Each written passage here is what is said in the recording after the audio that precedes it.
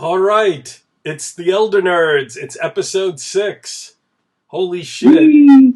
Hey, I'm here with Pete and Patrick. And Hey, also, I think my friend Mike might be calling in. He's out to dinner on the a West four-way Coast.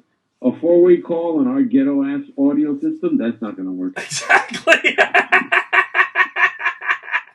But here we are, That is not episode gonna work 6. at all. Episode 6. It's 9:30 on a Friday. I just put up part 3 of last week's debacle up on Facebook tonight. Yo, you know what? I because I got buzzed off of wine, I didn't realize it was Friday. I thought you guys were calling me on Thursday. I'm like, oh, we're doing it early. I forgot it's Friday. Oh shit. So Okay. Pete and I are drinking wine, red wine. Patrick is going to probably be the ringmaster tonight. Oh boy. And my friend Mike will Wow, call in. I totally thought you guys decided to do something impromptu and call me on Thursday. Nope. It's Friday. What I want to bring up before we start any conversations is that I got to tell you, now that the nicer weather's coming, and it's pretty soon it's going to be spring and summer, I was wondering if we can move the Friday night recording to another night, because a lot of people like to go out after work or do things on a Friday night. I mean, I don't go out all the time, but I would like the option of, I would hate to promise to do the recording on a Friday and then, something came up and cancel it, or vice versa, Right. So do it on a Wednesday or Thursday or something like that. I wouldn't mind doing it what about Monday night? Because Monday night to me is the deadest night of the week.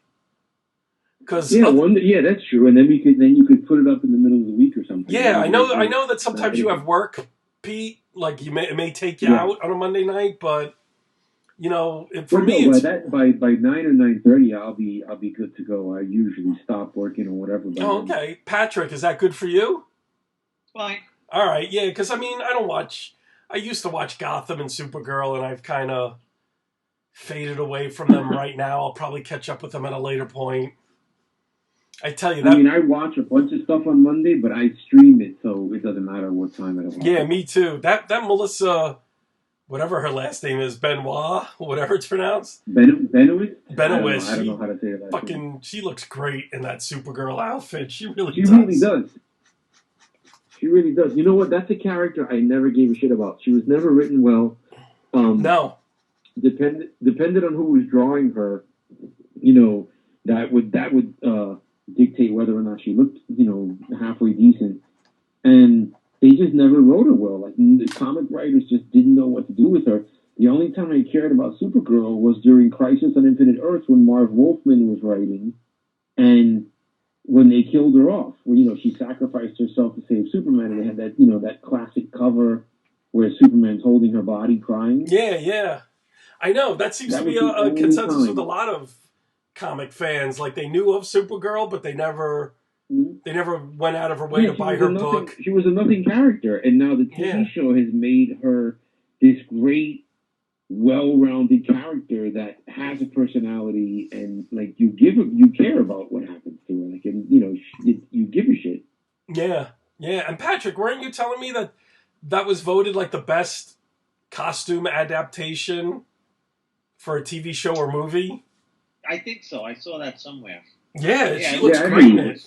Looks believable as a superhero costume, and it doesn't look, fits it well. It doesn't look, crazy.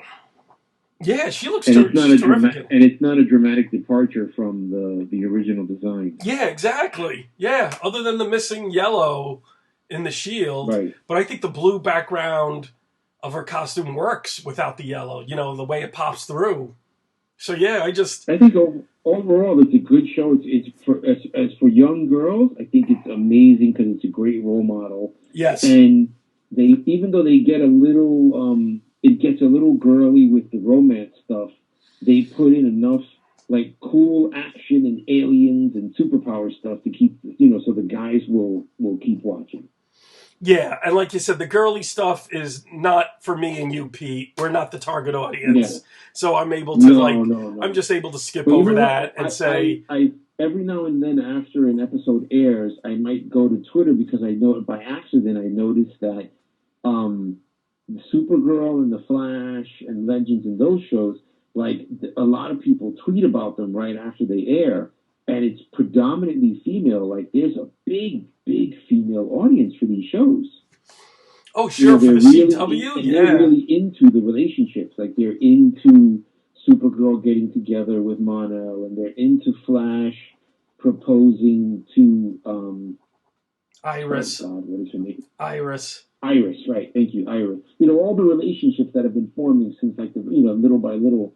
They tweet about the same thing with Walking Dead. Like everybody loves Rick and Michonne getting together, and you forget about that kind of component. That's something I guess that adds to the soap opera aspect of it all. That it keeps people coming back. Yeah, well, that's the whole CW's like total business plan, is to make these shows with about relationships more than anything else. Mm-hmm. Love triangles, right. or unrequited love, and it seems to have paid right. off. Even though I just read recently that the ratings are down for The Flash and Legends of Tomorrow this year. But it's still, Flash is still the number one show on the CW. It's just down like 20%. Is it? I thought they picked back up. I guess they're still down. I just read this like just earlier in the week. I wish I bookmarked the article. But I could see that. There's a little bit of superhero fatigue going on now. I mean, I could see that, You know what? You know what I remember reading about The Flash in regards to why their ratings dropped was when they did Flashpoint and they kept jumping back and forth with these alternate timelines, they started losing people. Oh, really? Mm-hmm. Oh. I remember reading it early this year or tail end of last year. They said that a lot of people were thrown off by the darker alternate timelines after Flashpoint. They wanted the more sort of happy, upbeat kind of like go get 'em Flash, and this year it's been much darker.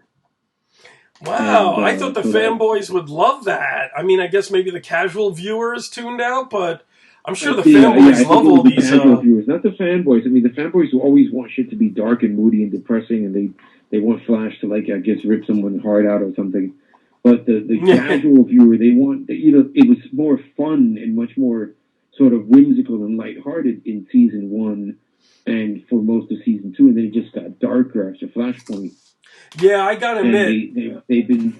I gotta admit, after season 1, correcting. when they started promoting Flashpoint in season 2, I was like, really? It's like, this is too early to do this multiple dimension, multiple timeline storyline. I wish they waited a couple of years and really kept it like season 1, a little bit lighthearted. Maybe Grodd was like the one big bad. But, Captain Cold was great. That actor is terrific in that role. Oh, that guy's amazing. He seemed to be having fun with it in this first year. It's like, I wish they kept up the lightheartedness a little bit longer. Because Arrow is just, woe is me every week, and I think you need a counterbalance to that. What's weird is that Arrow, I've gotten back into Arrow a little bit because there are I like a lot of the other characters except Arrow. Like Arrow himself, he's just so fucking dull. And like you said, it's just, he's either talking in his high voice, which is his natural voice, or he's talking like Batman. I know, yeah. So that's funny. I've seen other people on Facebook mention Arrow is the weakest character on his own show, He is. He is the weakest character on all of CW, and it's ironic because Arrow launched the superhero verse. Yeah, they used Arrow to launch all the other cooler superhero shows, and by comparison, Arrow is just whack. And you could see they're trying to correct the thing by giving him a team and slowly bringing in superpowers. Like they have a new Black Canary that actually has a sonic scream. It's not contrived where she's wearing some device around her neck. And they have Wild Dog and they have Mr. Terrific. But I like the other characters more than Arrow. Like Arrow does it's just whatever. Wow. He's just gravelly voice Archer guy. Like a much more Mr. Terrific is slowly building into the character that he should be in the comics. And the actor is really cool. Felicity is a great character. Wild Dog is much less annoying than he was for the bulk of the season. I like the new woman that's the new Black Canary. Everybody else is kind of, I like Vigilante when he's Vigilante, when he's running around Jeez, shooting people. I didn't get that Mhm. far. I just saw the introduction of Wild Dog, who I thought was pretty good because he was going to be Yeah. like the counter argument to Arrow's method of operation and everything. Yeah, And then I yeah, just kind yeah. of fell off. Yeah, he's the more aggressive vigilante. I guess kind of old, like he's more of a nod to what Arrow was in the beginning. When he was just showing up killing people, in, like season one. Oh, Um, okay. Maybe I'll but catch up with these now, things at some point. what's that? I'll catch up with these things at some point. It's just a little burnt out in the fall. I had other things going Yeah, on. there's a lot of deadwood in Arrow, and Arrow is definitely Yeah. the duller of the superhero shows to be sure. Yeah, they fucked up that whole Felicity character and relationship with her. That turned off a lot of people, I Mm-hmm. think. And it just seemed like took a while for them to get back on track. So I don't No, even know if they did. Supergirl, The Flash, and Legends are a lot of fun. I heard Legends was fun this year. I saw the first episode, Mm-hmm. and I liked it. But I heard it got a lot of fun. Like they're not taking themselves seriously this year. And No, it's more. You know what it is? It feels more like a comic book in the sense that it's very whimsical and there is a meta arc, but they're jumping around through time.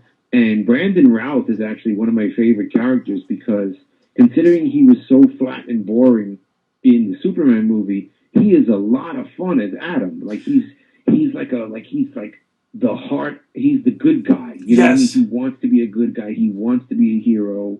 He's very, lighthearted and kind of like, hey, let's go get him and fight these bad guys. You know what I mean? But it's funny the way they portray him, and there's a nice mix of character personalities.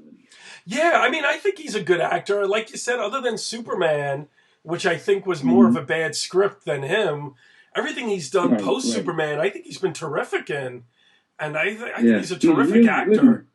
He could do Yeah, he's a comedy, he lot could of do fun in drama. comedies, Yeah, and lighthearted stuff.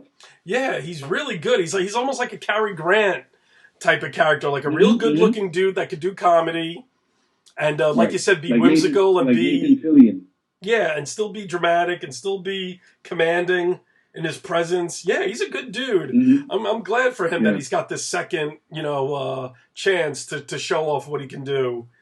Yeah, I thought the yeah. first season of Legends, he really was the one that carried the whole show. I thought, Captain Cold is a cool character, but I don't think you could revolve a whole show around him because he's more of like the No, the he was snarky anti argument anti-hero. counterbalance. Yeah. It's really He was a real he was an extremely strong character. He's definitely a fan favorite on the yes, show.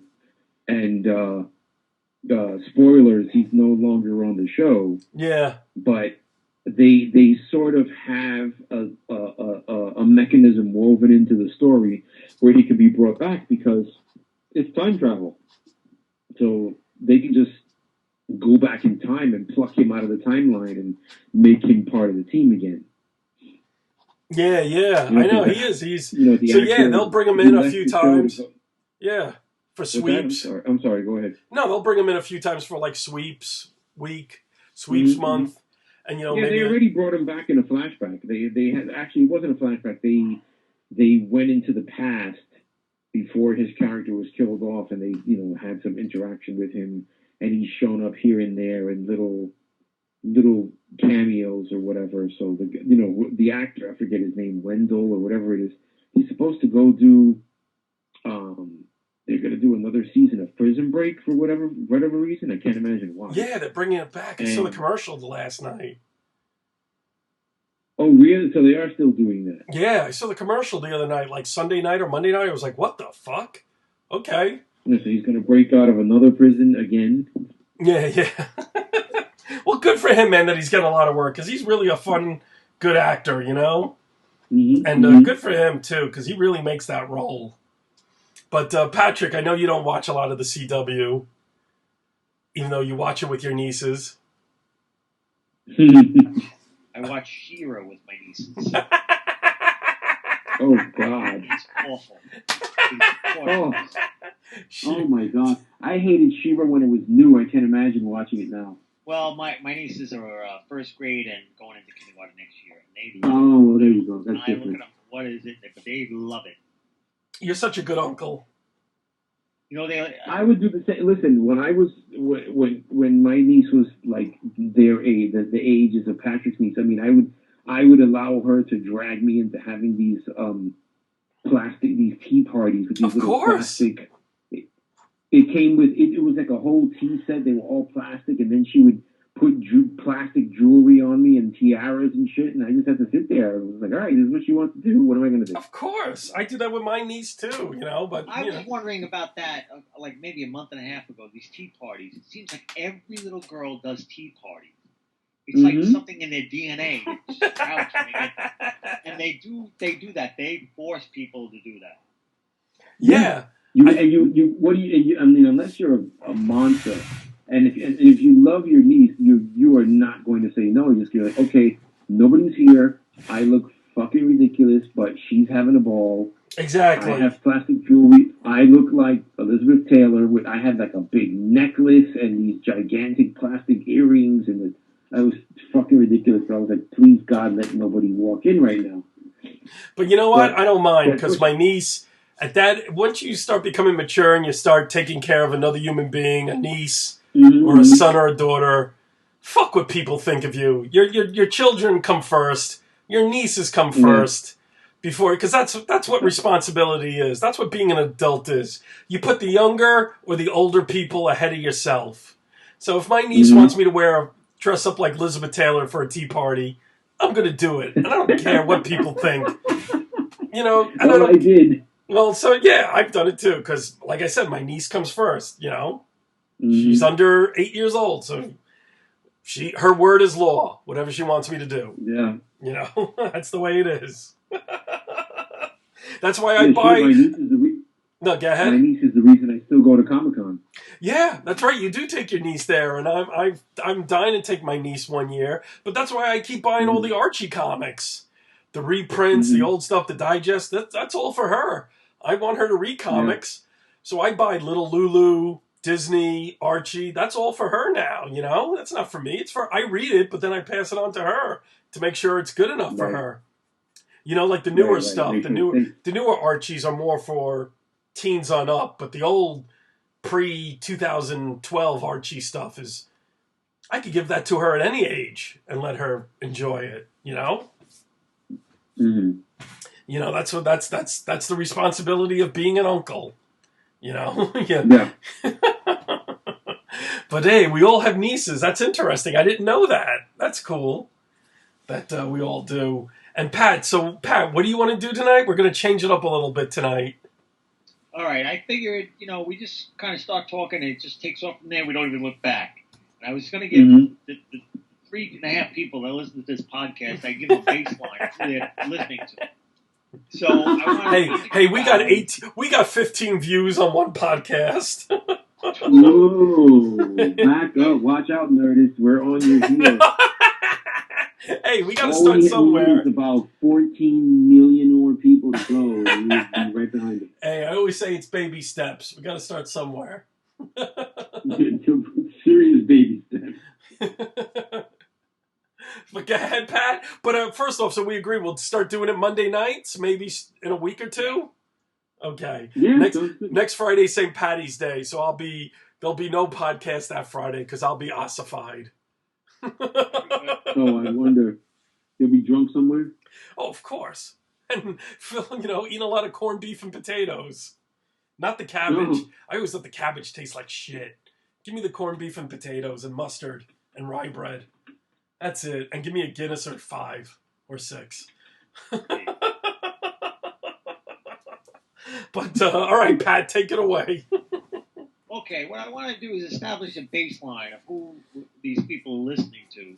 And sort of, with the Elder Nerds. And I'm wondering how many fandoms we grew up part of and how many fandoms we have now. And who has, which fandoms do we only belong to that the others we don't or whatever. And maybe, between the three of us, we could be pretty expert on sort of the pop culture system and it's going on now. This pop culture is huge now. People love it. They want to be part of it in a lot of different ways. And I thought, well, okay, let's show them what we got. So I was going to ask you guys serious questions and listen to your answers. And basically, I'd ask you were you ever in the kaiju movies when you were a kid, like Godzilla, Gamera, and right. yeah. And then and then about kind of how old you were. Did you stick with it? Do you think they're dumb now? That kind of thing. So, okay, do you want to ahead. go back and forth where I ask you both the same question, or like go down the whole list with one of you and then? No, let's go back and forth. Let's go back and forth because that way, whatever we don't cover this week, you can just use next. You can just keep using it next time and the time after. And also, I was thinking it just good to compare what me, you and Pete, we're around the same age. We grew up in different geographical areas, and then how pop culture affected each one of us differently. Right. All right. Okay, so go for it. So, okay, when you're really young, and what's like the first fandom you remember being like you were just crazy about, like like the who kids do were you into, want, me or Gary? Pete, you could go first. Wait, I'll go Pete first. Then Yeah. But I mean, like remember like when Power Rangers was big, like every boy had like 7 Power Ranger figures, that kind of thing. Like when you're really young.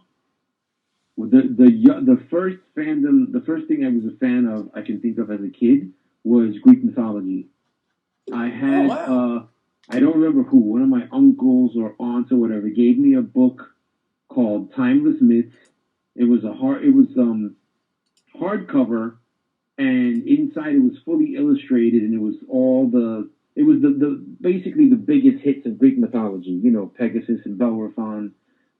Perseus versus the Minotaur. Hello? Oh, wait, hang on, Pete. Hello? Mike, are you there? I'm here. Okay, Yeah. Mike. All right, we got Mike, my friend Mike Delapine, joining us again. Mike, you remember Pete, but there's also my friend Patrick, who you haven't met. Pete? Hey, man. And there's also my friend Patrick that you haven't met yet. Hey, Mike, how are you? Okay, Mike, Good. perfect. Good to meet you, Patrick. All right. Perfect, Mike. Patrick is doing a Q&A with us tonight. So, Patrick, just reiterate what you're talking about to Mike, and we'll get Mike to join in. We'll do Pete, Mike, and then me, and then Patrick for the answers. All right. So, Mike, I was thinking that we should have a baseline for the listening audience of like what kind of nerds we actually are. Where did we get started? Where did it end?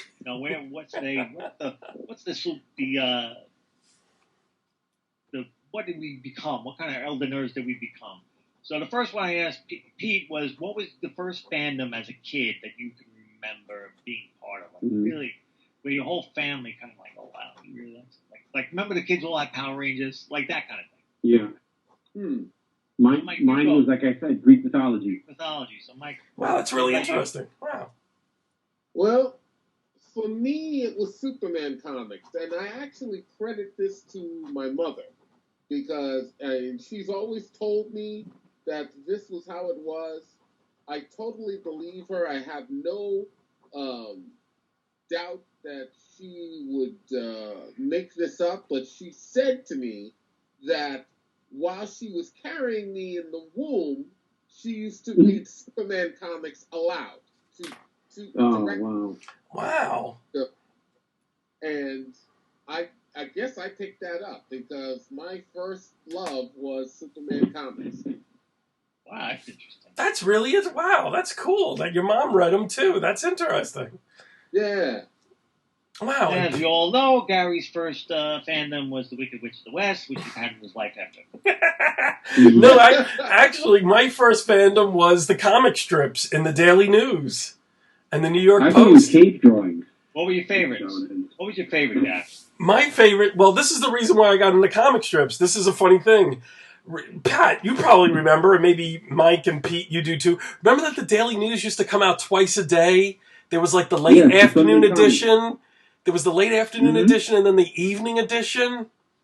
Yes. Well, my uncle, we lived in a 4-family house, and 3 of us were family members, uncles, aunts, and the front was rented out to whomever. And, being Italian and having some uncles who are, friends with friends with that type of generation that's no longer around. We would have to wait for the gangsters. We would have to wait for the evening edition of the Daily News, because it was delivered to our house, or my uncle would get it, and I would take it, and I would have to go to the 9th race at Aqueduct or whatever.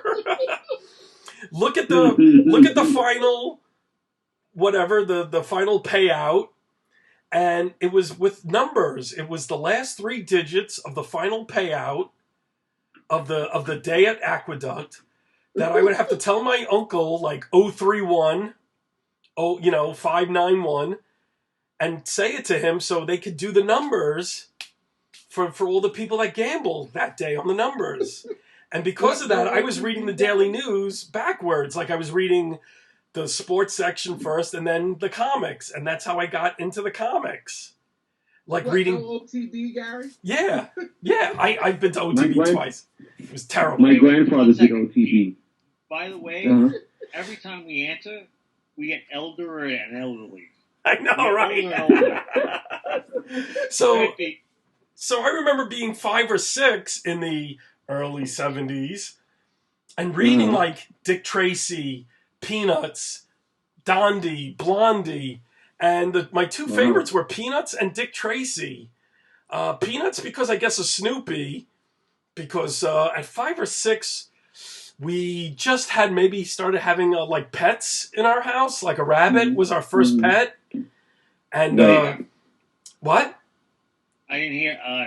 A rabbit as our first pet in Bay Ridge, and then so I was reading and Dick Tracy was just balls out weird at that time, the early 70s, because he was just coming off that whole era of him with the Moon Mullins, and the Hillbillies, and the Moon Maid, and that whole space stuff of Dick Tracy in outer space. Moon Mullins, yeah, I remember that. Yeah, and I just thought it was so fucking bizarre and weird that my mother, grandmother, and whatever noticed that I was really into Charlie Brown and Dick Tracy, and that was my real first love of fandom, just those old comic strips, Brenda Starr, Little Orphan Annie, shit like that. Yeah.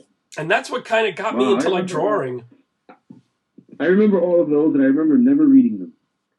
Oh, really? Wow, the Dick Tracy and Peanuts were fucking great. I went from the Greek mythology, and then I got in. It was Star Wars and Spider-Man, because we're talking the early 70s. Really? You got into superheroes right away? It took me. I got into superheroes by, I think it was my aunt took me to see Superman came out in, what was it, 77? 78. 78? Yeah. So Star Wars came out first. So I saw Star Wars first. But then again, when I was a kid, my aunt was taking me to see, they would take me to see gangster movies and violent shit that I just couldn't even process when I was a kid. But the movies that I started remembering that really struck a chord in me was Star Wars, and then Superman, and then anything that was kind of, other world, fantastic like that it was just, beyond reality. I just became fascinated with. Wow. Because all that stuff felt like Greek mythology to me. So it just, I just went from one thing to another. It's funny you should say that, Keith, because, I've always been a lover of the cinema. And I got that, honestly, from my mother, too. And part of it is because she took me to a lot of films that were, at the very least, questionable for a little boy to go into the theater to be seen. Yes. I mean, anything from the Towering Inferno and the Poseidon Adventure. Yeah. One end of the spectrum.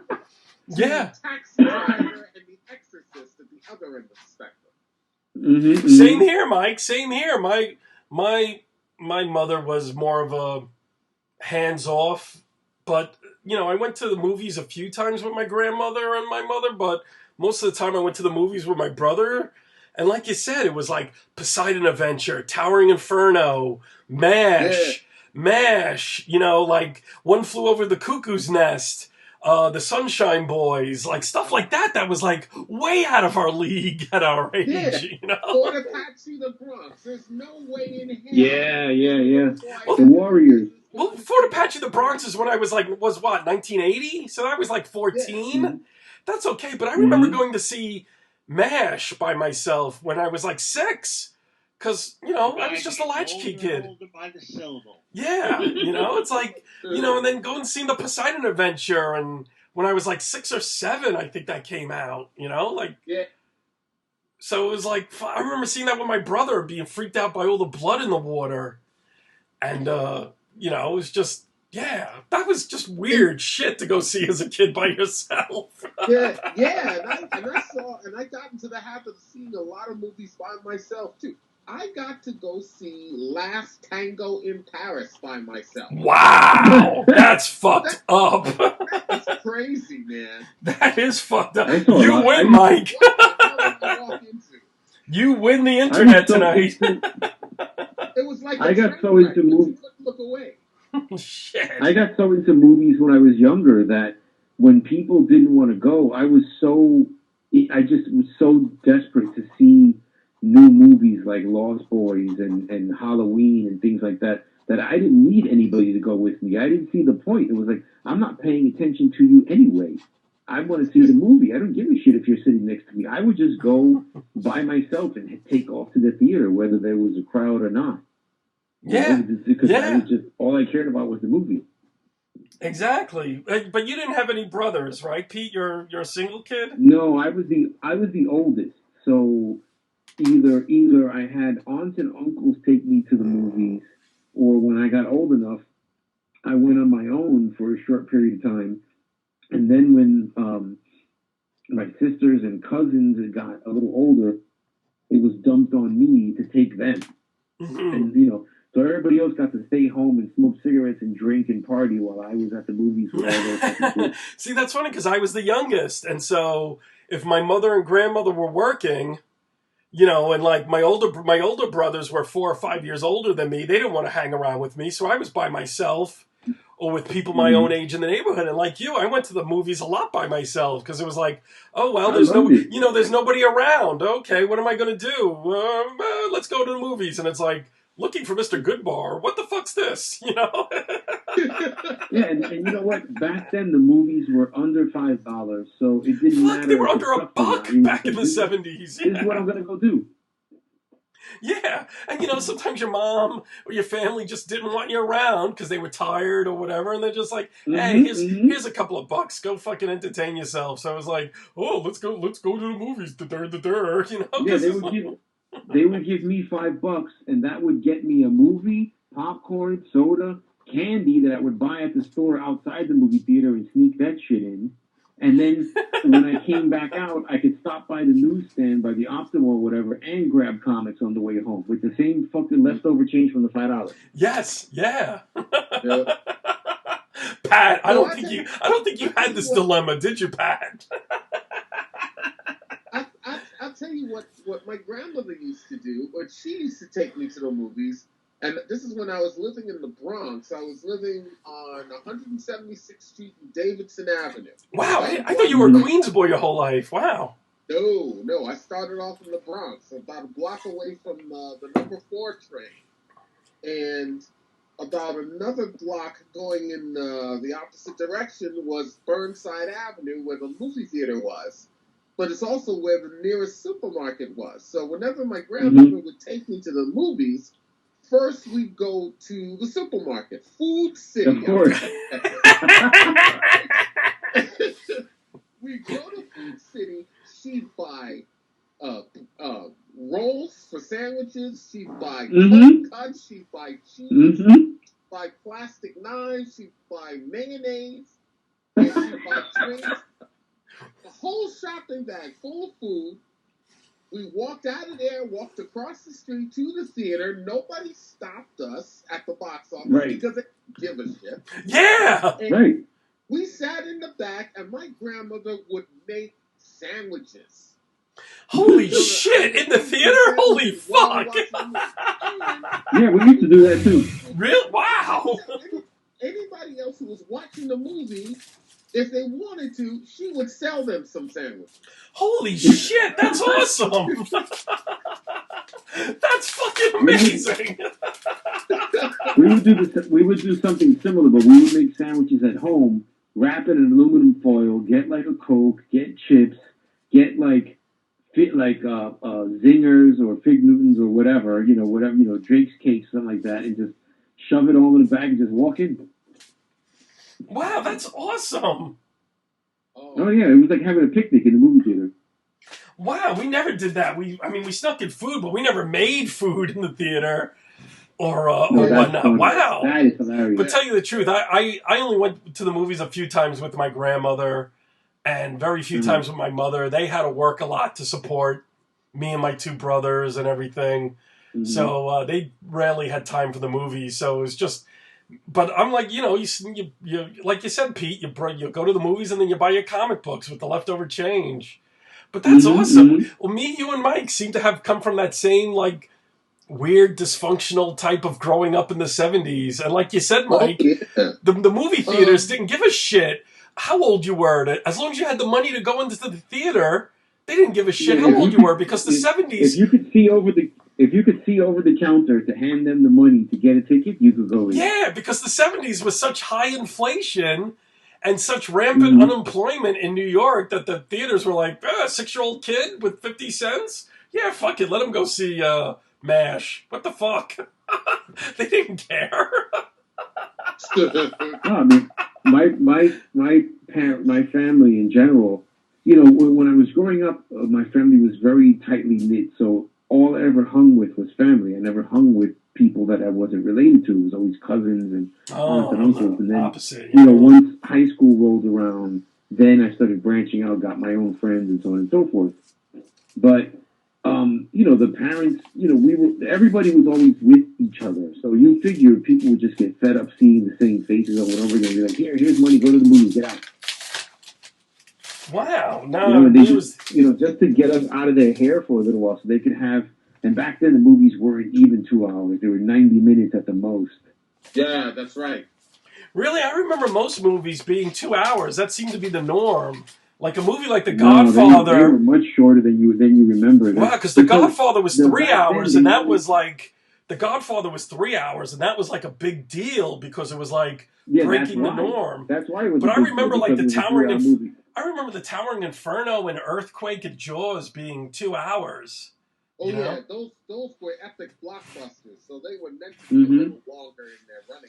Yeah, I could see like maybe the mysteries and the dramas being less time, like like Whatever Happened to Sheila, or what's the one with George C. Scott and the Killer Dolphins? What the fuck was that one called? That was a great movie. Killer Dolphins. Yeah, where they train the dolphin. The day of the dolphin. No. Day of the Dolphin. Day of the Dolphin. That was a fucking great fucking... I remember seeing that with my uncle. It's George C. Scott training these dolphins to have bombs on their back to like assassinate important people in society, like the president or like rich businessmen. It was a fucking great movie, man. I remember seeing that at like 9 years old, 8 or 9. I was like, this is fucking great, man. Dolphins are fucking used to kill people. Oh, God. But I remember that being like maybe 90 minutes. That sounds like that. What was that LL Cool J movie with the hyper intelligent sharks that were going around killing people? Was it Deep Blue or something like that? Deep Blue. Deep Blue, holy shit. My heart is like a shark fin.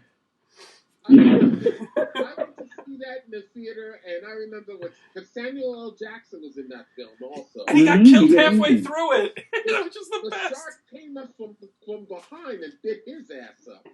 Yeah. I remember at the moment of his death on the screen, somebody in the theater yelled out, "May the force be with you."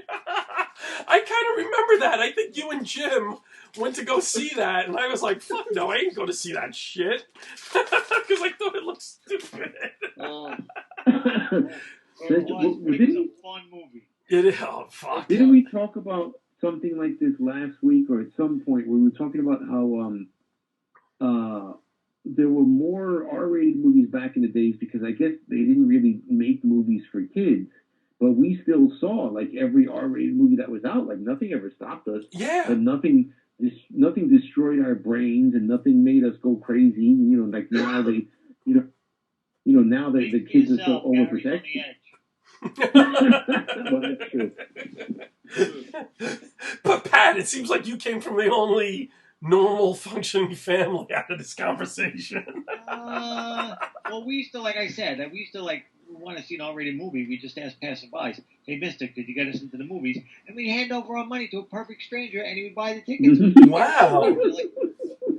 That's an interesting concept. Like I said, like me and Mike, we just walked up to the fucking front of the theater and just paid our way ourselves.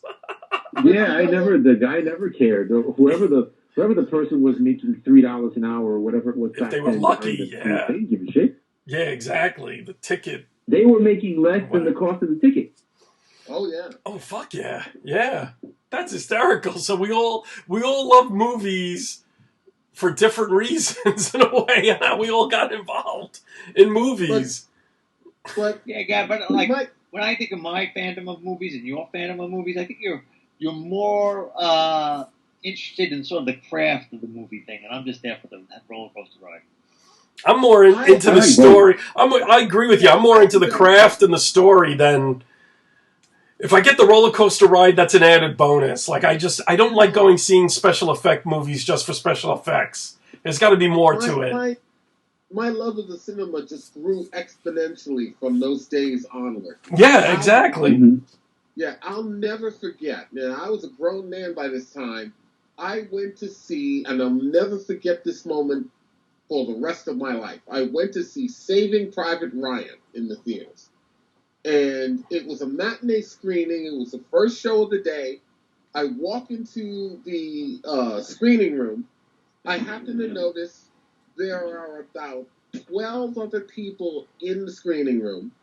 And I just noticed at a glance they were all old men. I didn't think anything of it. The movie starts. Now, if you remember Saving Private Ryan, I'd say the first 25 minutes or so are bloody as hell. Yeah, and D-Day, very realistic. As I'm getting into it, my ears start to pick up this sound, and I notice it's not coming from the Dolby stereos. It made me look around.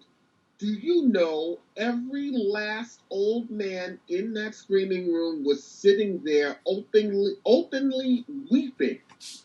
Yeah, I've heard that from other people. Wow. I've heard that from other people about Saving Private Ryan. A lot of vets from the war were moved because it was so realistically and authentically done. Yeah, these old men were there.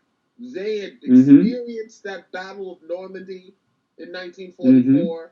They probably lost comrades, maybe some of their closest friends on that day, and they were reliving that moment. I said, wow, this is the power of cinema. This is why. Well, that's Spielberg, that he knows how to manipulate people's emotions like no one else. But I mean, he's always been good at that. Yeah, but Saving Private Ryan was 98. I mean, that was 19 years ago. But I mean, when we're 6 or 7, just being affected by movies. Yeah. That really, from anything from James Bond, the Roger Moore James Bonds we grew up with, to A Coming Home, Murder on the Orient Express, shit like that. We had such a wide range of movies in the 70s. I think that's where our real love, that and top of comic books, I think all of us here love stories and love sequential narrative. That's what really embedded our love of movies and comics, just the combination of the two.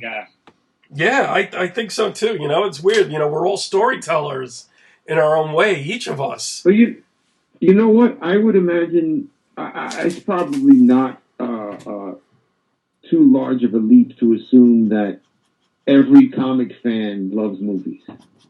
Hell yes! It's like you said, it's sequential story. It's sequential storytelling. I would say that. Yeah, it's our love of stories. If you break down a film, if you pull a film out of the projector, well, I don't know what it is now. I guess they're mostly digital.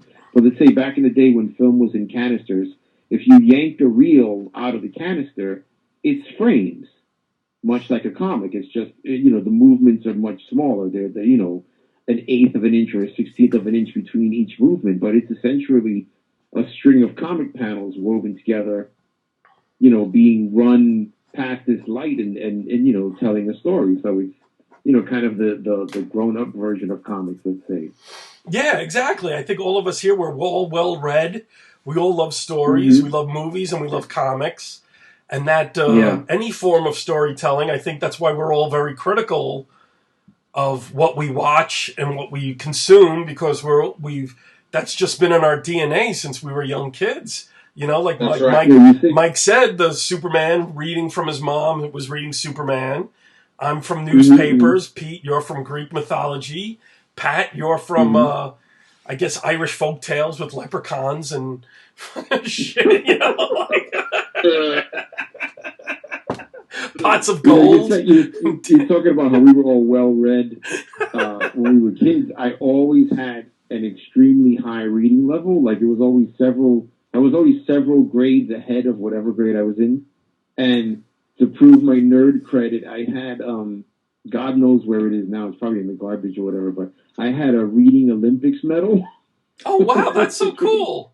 Wow, good for you. Yeah, good for you, man. It was like a fake gold medallion with like a red, white, and blue sash, like the American flag. Wow, but that's pretty impressive. I was almost the opposite, Pete. Like I told Gary, I couldn't read until I was in the third grade. Really? Yeah, I got something. I don't know what it is. It wasn't diagnosed at the time, but some sort of learning thing. And then comic books that I started reading. And then Captain America saved you. you love, but Pete and Mike, I remember you guys were saying, like, Pete, you were Greek mythology, and you hopped right into comics right from that. And Mike, were you Superman? Very early on.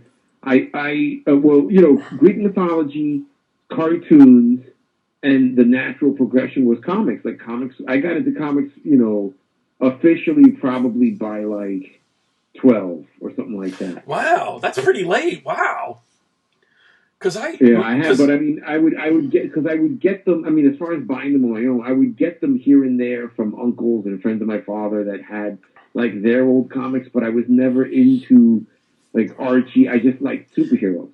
Wow, see, I'm the opposite because the first comics right after comic strips, because I like that cartoony art of Dick Tracy and Peanuts. I was attracted to. I read the comic strips too. Right, I forgot to mention. I read like Harvey and Archie comics for a couple of years before I got into superheroes. I loved Richie Rich and Jackie Joker and Little Dot. Yeah, I read all that stuff. But Mike, for you, was that a natural progression from like kiddie comics to superheroes, or was it a mix, or was it? It was most definitely a mix. Like talking about how we got started in reading. Not to toot my own horn, of course, but I was always pretty much of a smart kid, and my mother actually, I'm kind of like the antithesis of Sheldon Cooper on Big Bang Theory, in that, my mother had me tested too. She actually sent me to take an IQ test that was given by Hunter College. And this was in 1966. I was 2 years. Wow. I was 2 years old. Holy fuck! I was 2 years old. Wow, I thought you were only a year older than me, Mike. You're 2 years older than me. Wow. Yeah. Well, actually, my birthday is coming up a month from today. I'll be 53. Exactly, and I'll be right behind you at 51. By the way, Mike. Wow. By the way, Mike. You guys are so old. Tested too, but they told him his no. Well, actually, what did they say? I missed the joke. Actually, the result of that test was that they it's a Patrick joke. That I had an IQ of 168. Wow, that's Mensa, isn't it? Yes, it is. I think so. I mean, it was higher than President Ford's. So. Well, he got fucked up playing football. Yeah, but he got fucked up playing football, President Ford. He took one too many shots to the head. But yeah, it was definitely a progression, and it was a mix, because at the same time I was starting to take an interest in literature. One of the earliest literatures that I was reading was not only Greek mythology, like Pete was, but I also started getting into Sherlock Holmes. Yeah.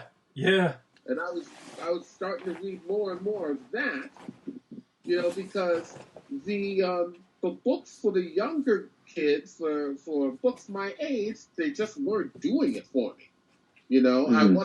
I wasn't feeling stimulated enough by it, and that's what made me look into more adult pieces of fiction. And, Behind the Green Door. Caligula. Behind the Green. Yeah. You know what's funny? You just made me. You just sparked a memory. Did the Choose Your Own Adventure books come out before comics or like after? Does anybody remember? I never heard of that. I never heard of that stuff until a few years ago. Choose Your Adventure book. So those books I love. Oh, really? All right, you guys talk, because I was totally out of it. I had no clue. I used to love the Choose Your Own Adventure books, and those books led me into role-playing games almost immediately. Like as soon as I got to high school and I met other friends, say like in 1984, and bonded with a bunch of other geeks who had already played role-playing games in the hood. Nobody knew what the fuck a role-playing game was. Nobody was playing Dungeons and Dragons, which at the time was the big one.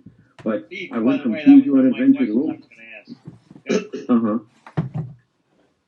What was that? Sorry, I didn't hear that. Patrick, what? That was one of the questions I would ask everybody. Were you ever into D&D and the role-playing games? Absolutely. Oh, big time. No. Big time. I gamed for years. I stopped gaming only because distance got in the way. The last time I gamed was in the early 2000s, and it was Vampire the Masquerade. It was one of the. I played that. Yeah, it was one of the. I think it was the one that dealt with the werewolves in New Mexico. And we were playing one. When he went to sleep, so a vampire could come in and bite him. What was that? That was the Gangrel clan. I remember that. No, I was never into that D&D stuff. I played it 1 year in high school, and that was it. Well, you know what? I played it for at least like 15, 16 years, I think. Wow. Oh, cool. Mm-hmm. Yeah, wow, that's cool. I loved it because all my friends that I gamed with were artists. So we were never bored. The games went super fast. They were always really funny because everybody was very funny and creative and crazy. We all came from the same background as far as cartoons and comics and Monty Python and anime and martial arts. Yeah. Martial arts movies and all. So we all loved the same stuff. So everybody easily got each other's jokes, and we could all kind of play off of one another. And then when you were waiting for your turn to game, we would draw either our character or whatever monster we were supposed to be fighting. So there's tons of artwork being cranked out, and there would just be a pile of drawings by the end of any game session, as well as boxes of junk food and shit. But yeah, role-playing games, those are some of the most fun times in my life.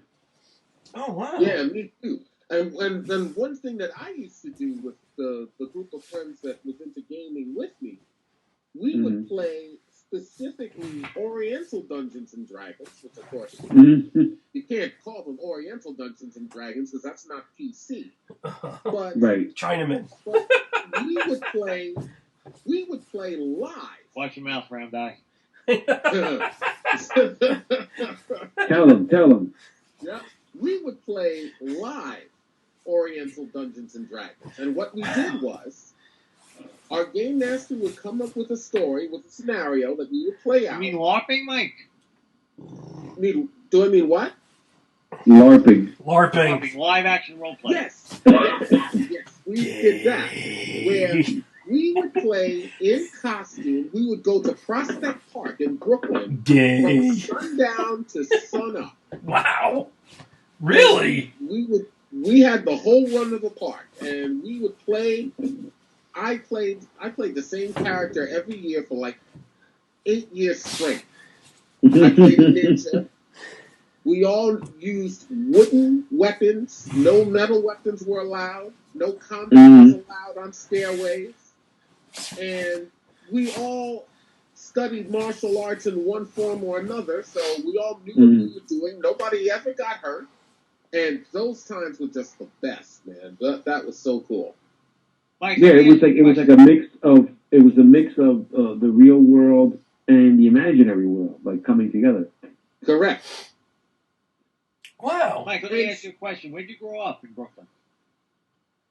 Me, I grew up in Queens, in the Bronx and Queens. Wait, you went to Prospect Park. I live a block and a half away. You took from Queens to Prospect Park. Damn. Wow, that is a That's fucking hike. journey. That's pretty impressive, man. That is. Yeah, I grew up in Brooklyn, in East New York. Well, first Brownsville in the projects, and then East New York. And I had nobody to game with in East New York. Everybody was, an aspiring hood rat. So I had to go to Manhattan to meet up with my friends, and we would game in the city. Or sometimes, sometimes I would ride the train home, or we would continue game. I mean, we literally gamed every chance we got. We would game in between class while going down the hallway. We would game in the lunchroom. We would game in gym, because while everybody else was actually playing gym, we were gaming on the bleachers, rolling dice. And we would game on the F train on the way home, and I would even go home late because I would ride the F train with my friend who was GMing all the way to Park Slope just to get in more gaming time. I've done that too. Wow, that's because that's you impressive. just didn't want to stop. It was just so much fucking fun. And this was what, when you guys were teens or pre-teens or? No, yeah, like say 14, 15, 16. Like I was in high school in art and design from like 84 to 87. Oh, okay. And when I left high school, I went to college in Philly, and there were some gamers. It was a really scarce crowd. But when I came back home, I would meet up with my friends and I would game on weekends. Like any chance I got. I just kept gaming whenever I could. And it wasn't until, like I said, like my, 31, 32, where I stopped. And it was only because I just couldn't get together with people anymore. Everybody, we all just kind of got spread out. Yeah. Wow, that's interesting. Because, I mean, like, before Dungeons and Dragons, I was more into reading. Like, my grandmother would buy me, like, the Hardy Boys books that she knew from the, like, 30s, 40s, or 50s or whatever. So she bought me the new editions. And I was more into reading. And then, like, our library in Brooklyn was down the block from me, was terrific. So I read, like, a ton of shit from the library. I spent a lot of time in the library. And, I had an uncle that bought us the first Pong game, set that I still have. Some of those early quote unquote video games. But when I first heard of D&D, it was like 81, 82, and I played it for a year, and I was, it was kind of like, meh, it wasn't for me. We got too powerful in the adventures. Gary didn't understand why you couldn't play an evil character at a big party. I mean, I had Excalibur. I had Excalibur that was like more powerful than Thor's hammer, and after a while, we all got too powerful. It was like, these are boring. Once you get too powerful and it gets too easy. That was also the early days of the D&D rule system when it was all weird, and then they were tweaking it for years and years and years. It got to the point where I stopped playing D&D because it became so meticulous and so intricate, where I was like, okay, if you have to roll just to see if you can walk because you're carrying so much shit, this is not fun anymore. This is ridiculous. Yeah. This is not real life. Yeah, exactly. Yeah. What was the name of the characters like Gary's game? That everybody's OP'd, everybody's got all these magic items up the wazoo. They had a term for that. What was the name of that? Munchkin. Sorry. Oh, I don't remember that term. Yeah, it was called Munchkin. They would anybody who was like that game. But I mean, how old were you? How old was your DM that he was running that? When I was playing D&D, I think I was like anywhere from 14 to 16 when I played in high school. The DM was around the same, maybe a little bit older, like 16 to 18, like a junior or senior in high school. Right. And I was more like a freshman or a sophomore, And just after a year, I was bored by it. My high school, I'm sorry to interrupt, my high school friend who ran the games is this guy, Adam. and we reconnected on Facebook. And to this day, he's still we're still toying with the idea of getting together to game like we used to, because we used to get together at his apartment for years and years and years, and he would run the most fun games. It's just, like I said, a lot of guys, some guys got married, guys got kids, and everybody, one person moved here, one person moved there. But if I could still physically get to them, I would totally game. I would still do it. I don't give a shit. Okay, to go back to Vampire the Masquerade, were any of you into the Anne Rice craze? The Interview with the Vampire, yes. Vampire Lestat? Yes, totally. Mike? I've read all of Anne Rice's stuff. I know enough to follow it, but I wasn't too keen on the Lestat stories. That kind of like made me sleepy. Bingo. Yeah.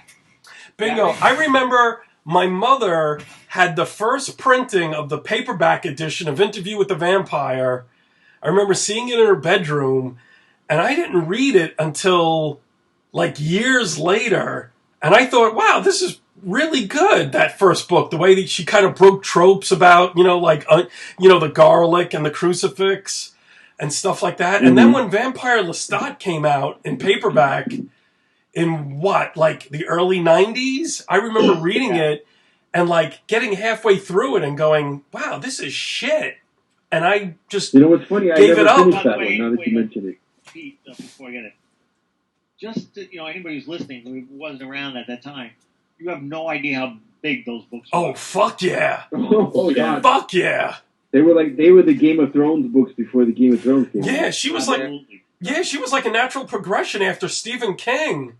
Like Stephen King, had his peak years, and then like she came along, and it was like, holy fucking shit.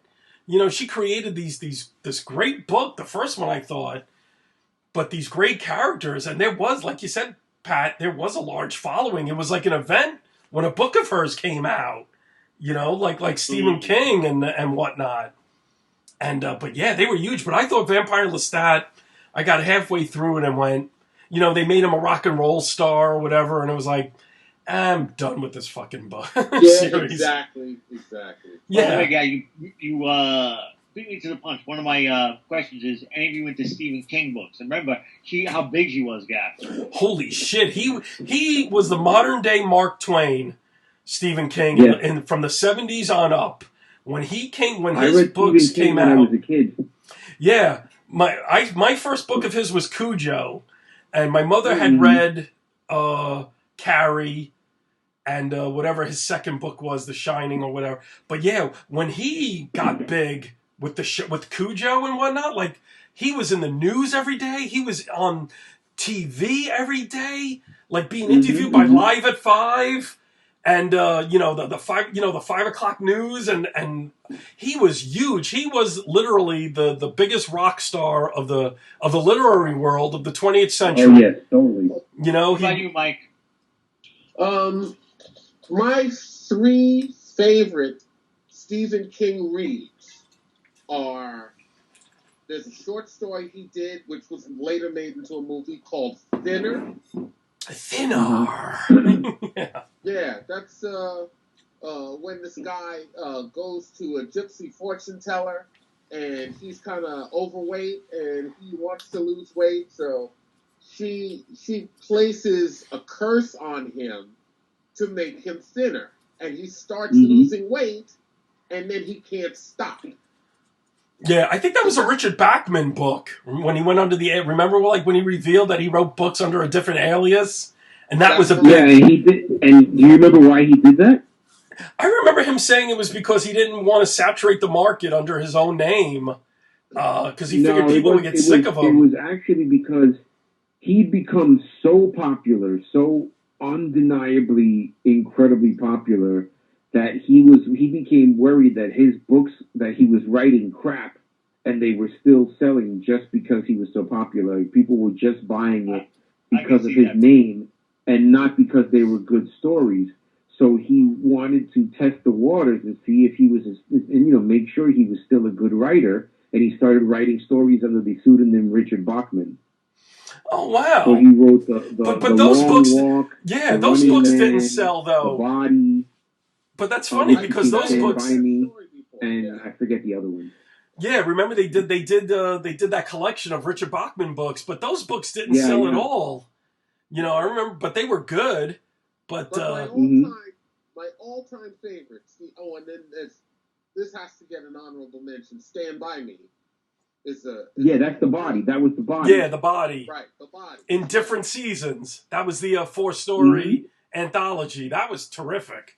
Right. Yeah, but remember how an event it was when there was a new book of his coming out, like, and you heard that he signed a new book deal. It was news. Like, you never heard of an author. Like, we grew up with Asimov and Bradbury and whomever, James Blish with those Star Trek novels. But when you never heard anything about these guys in the news. But when Stephen King was like, he renegotiates his contract with Doubleday. It was like, holy fuck, he's signing an $80 million contract. You know, it was big fucking news in the 80s. You know, it was amazing. Yeah. But the one Stephen King book that was my favorite, that told me that he was truly a big deal, was Salem's Lot. I loved that book. Yeah, that book scared the shit out of me. That book, too. Yeah. Me too. Our 8th grade teacher read that to us. Oh wow! You know what's funny? My 8th grade teacher read it to the whole class. Holy shit! That's awesome. I think she was reading it and she couldn't put it down, and so she just said, "To hell with it! I'm going to read it to these kids, whether I want to hear it or not." Now you know what's funny because that was one of his first, like, other than Carrie, that was one of his first books to be adapted to like a like, other than it was a 2-part miniseries on TV. Was it Shining in the 70s? No, Shining was 1980. Okay. But remember, Salem's Lot was like a 2-night event on CBS. Yeah, in like 81. Right from Starsky & Hutch.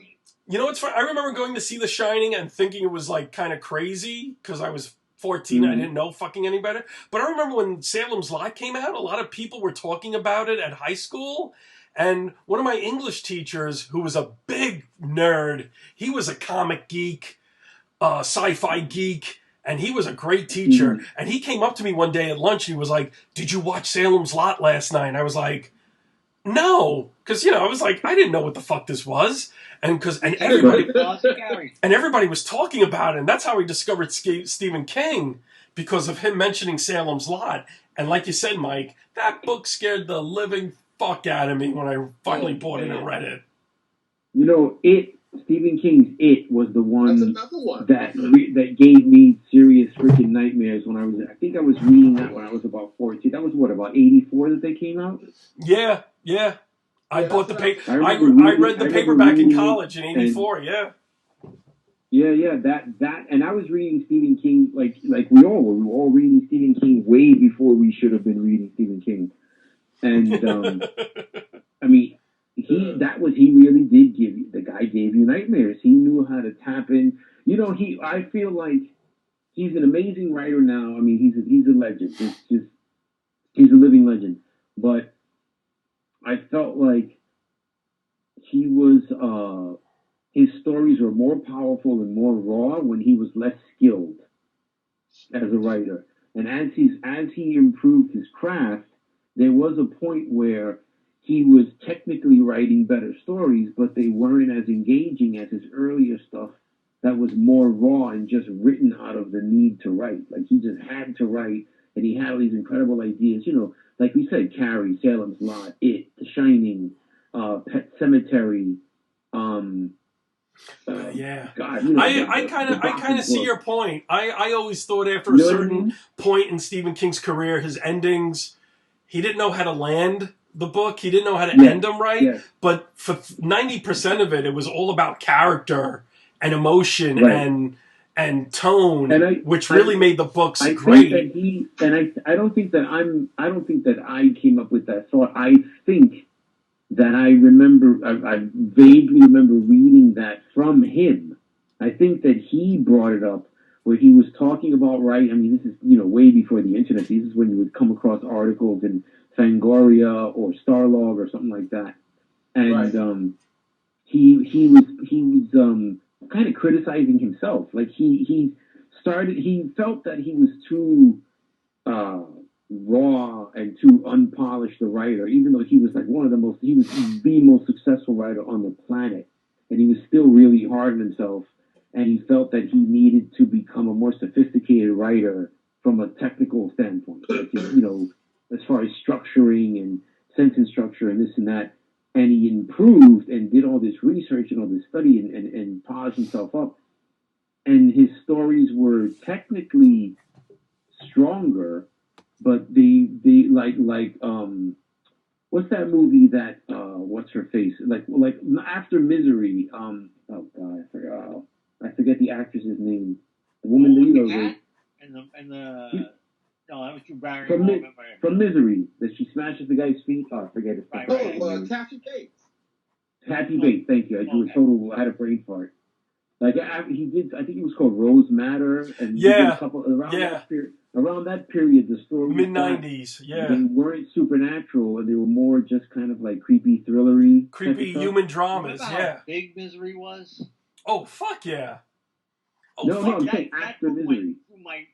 But that book went through my. That book was huge. Wildfire. Yeah, because that was his most. You figure that's his most personal book, because it's really him, and how he dealt with fandom, even with all his personal demons throughout the 70s and 80s. Like we all know, he was a coke addict and an alcoholic, and he was still able to produce great work. And that, I could see what you were saying, Pete, about how he wanted to be a better artist. And maybe his addictions held him back. I'm almost positive that he was critical of that, where he felt I would have to look it up. I know that I'm not making it up on my own. I remember somebody expressing this, like he became technically better. He became a more educated writer, and his stories became less wild and passionate and crazy. They were just like structured really well, and they were well written books.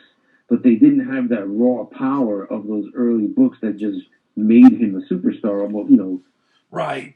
Yeah, they became a lot more intimate, a lot more personal. Like, like a lot of his books are, like we said, Misery. That's a very personal story of his, how he dealt with fandom and his success.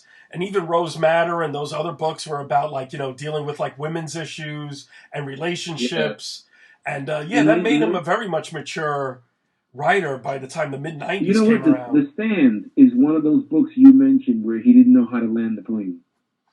Yeah, I love The Stand up until the Deus Ex the Machina, with the nuclear bomb. That kind of where the whole thing reveals to be a giant spider, which I think it kind of weakened that story by revealing what it was. I think if he left it more to the reader's imagination, it would have been a much more powerful landing. And remember in the novel, they couldn't do this in the original TV movie, but in the novel, it had that weird ending where all the kids got, the kids who had reunited as adults to battle Pennywise, they had sex with the girl in the tunnel before they went to go battle the giant spider creature. Like with the one girl of the group. Yeah.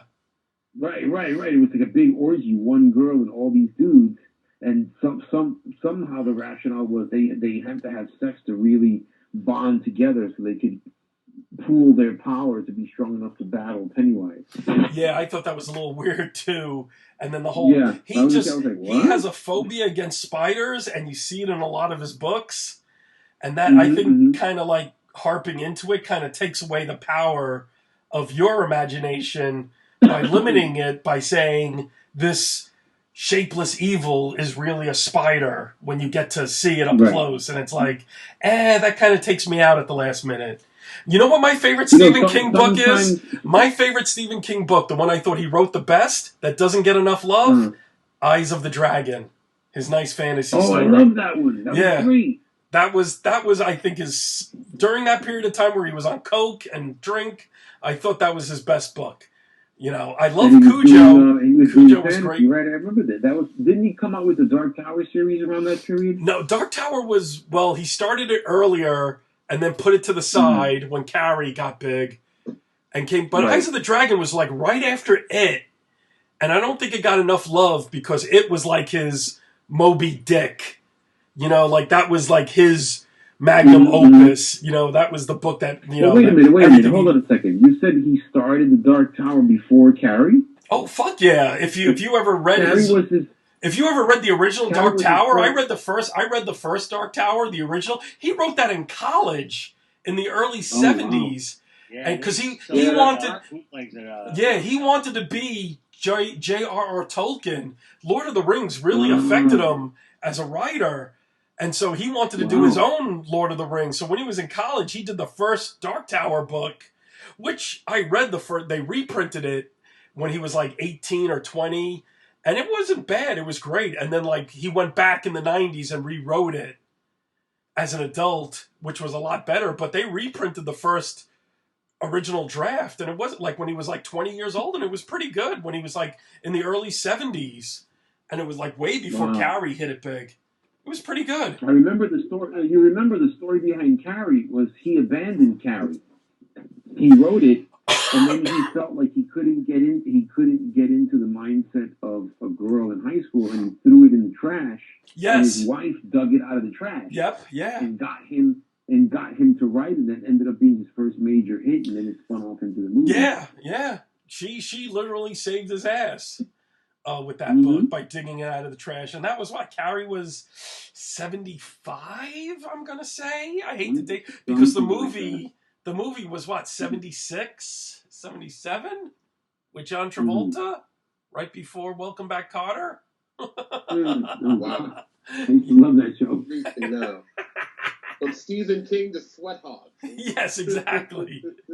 So, Pat, what other questions? You know what? There is like 6 degrees of separation because Travolta was in Carrie and he was in Welcome Back, Kotter.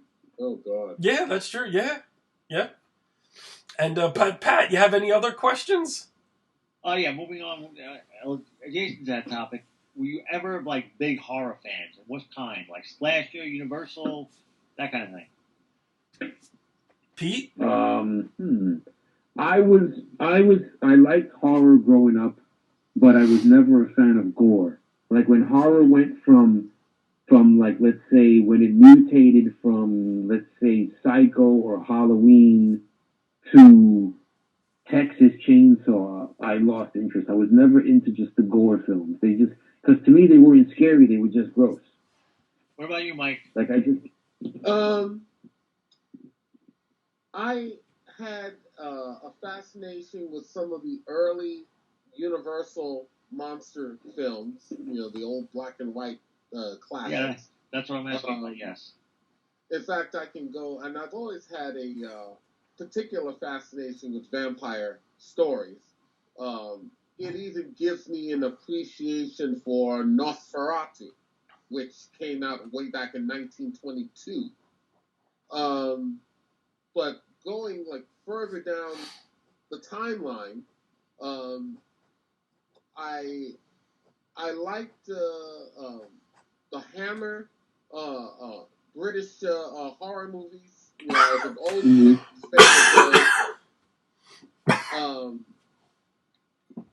By the time movies started to get into The Exorcist and Texas Chainsaw and Nightmare on Elm Street and Halloween, as much as I appreciated those films, I started moving away from the horror genre in movies. Started reading more horror in novels, which is when I started really getting into my Stephen King phase, and it also made me jump into other horror writers like Skip and Spector.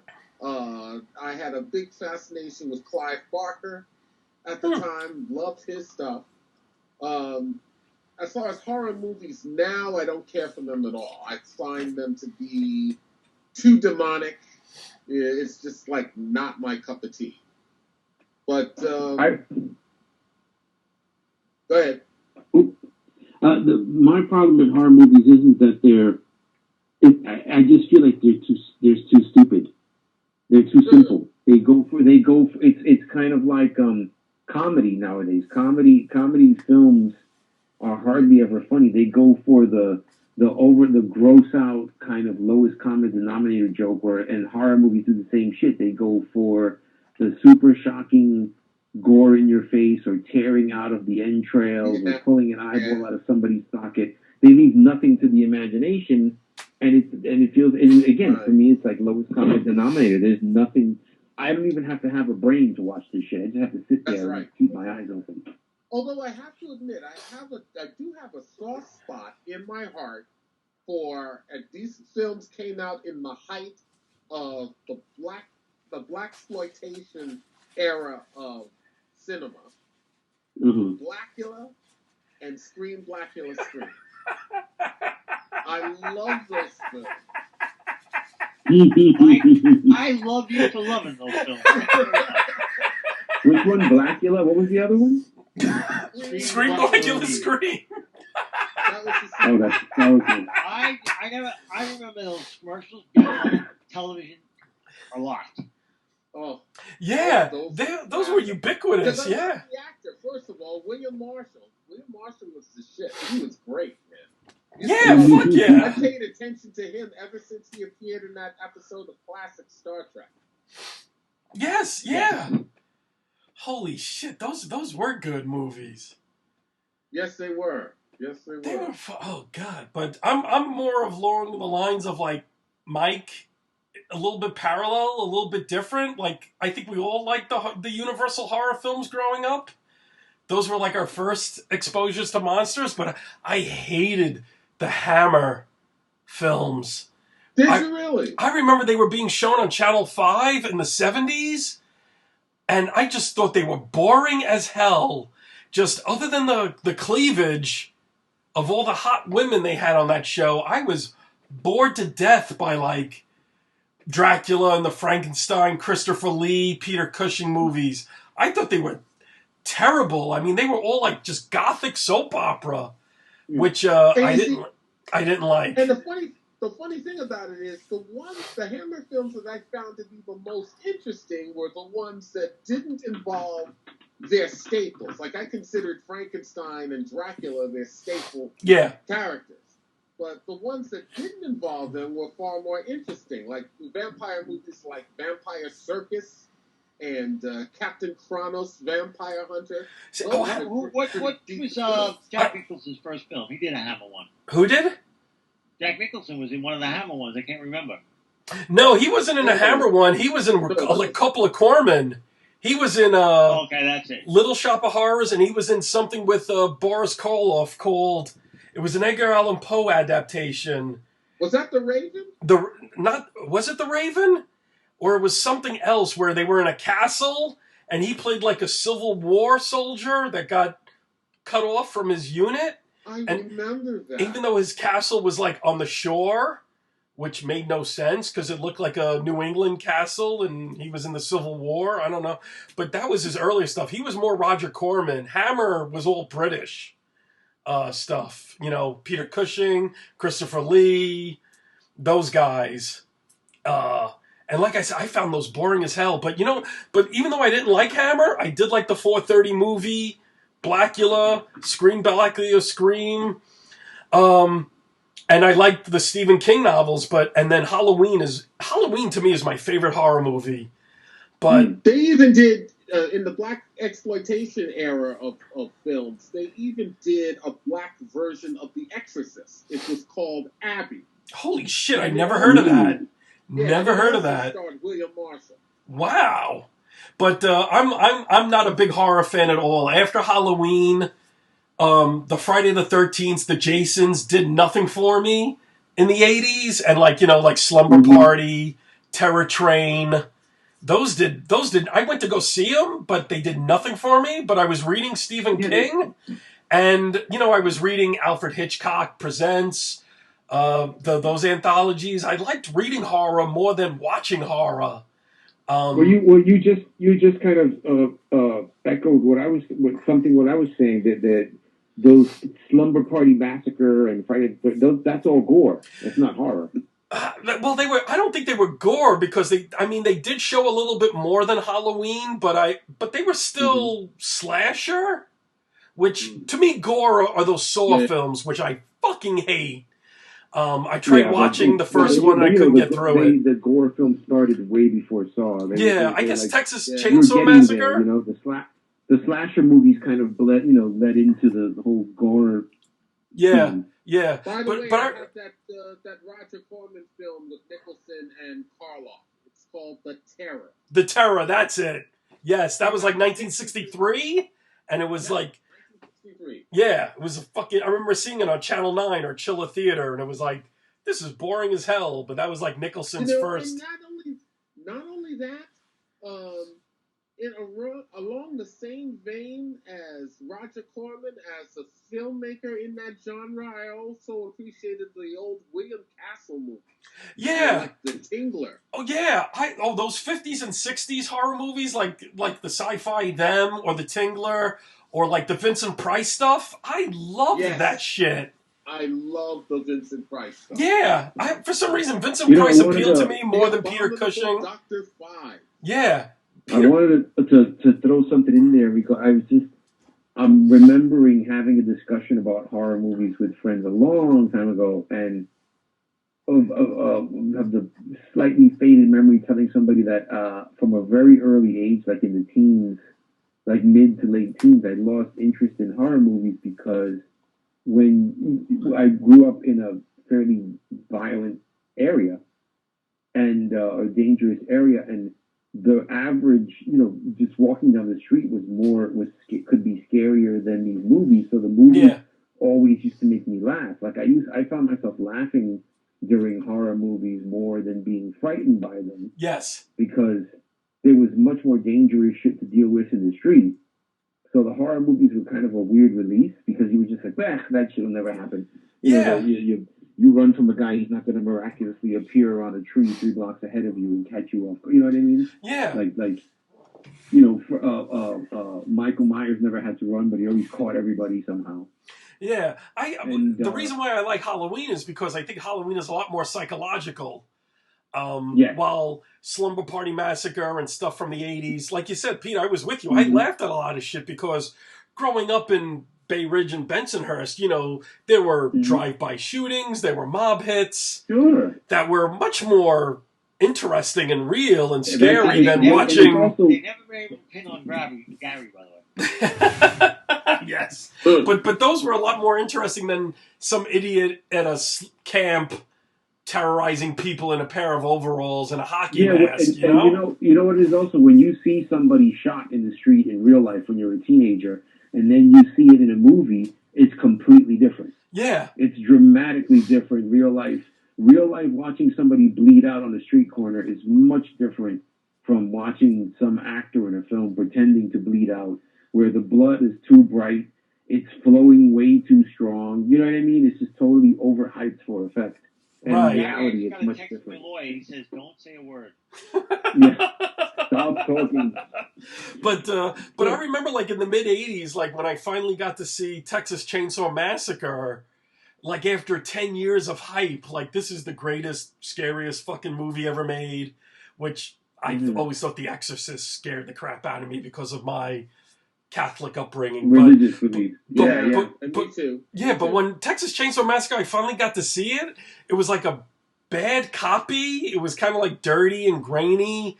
And I remember like being more pissed off over the quality of the film than the film itself. So I never thought the Texas Chainsaw Massacre was that big a deal.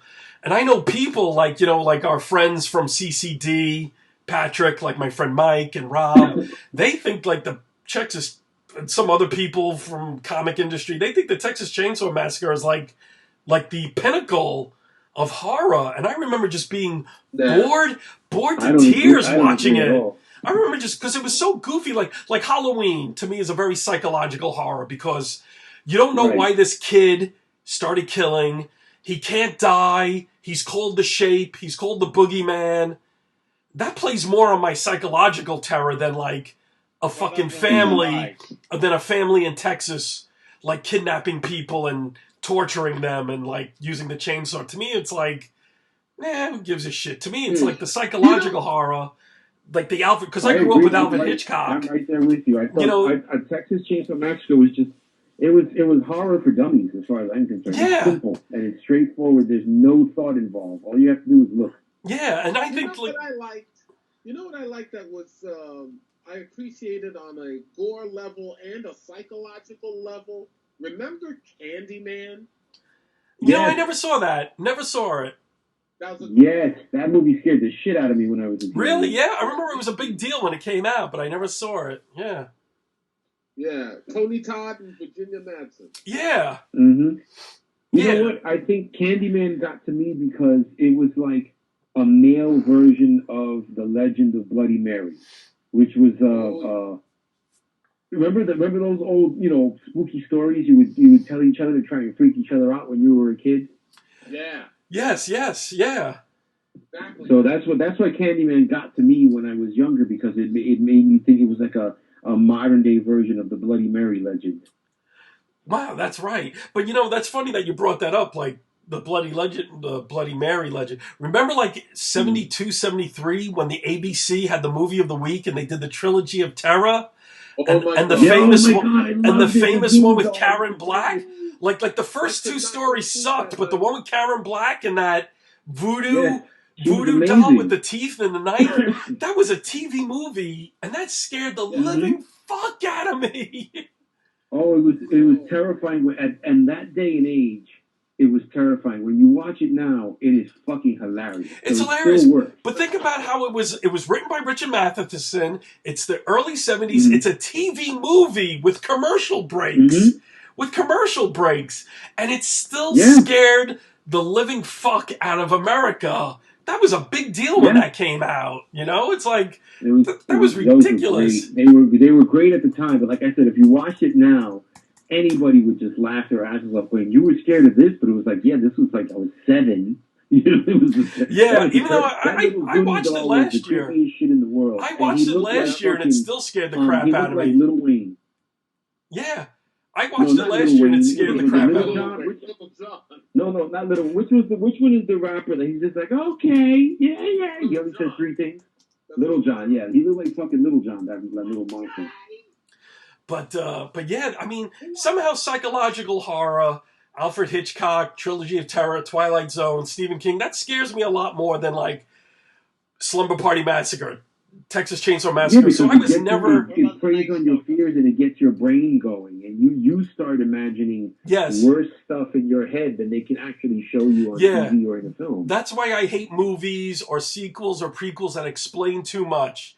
I think if you leave a lot up to your imagination, remake of Halloween, why was that even necessary? Yeah, like the Rob Zombie remake, he had to tell like the backstory of Michael Myers, how he was an abused kid. Mm-hmm.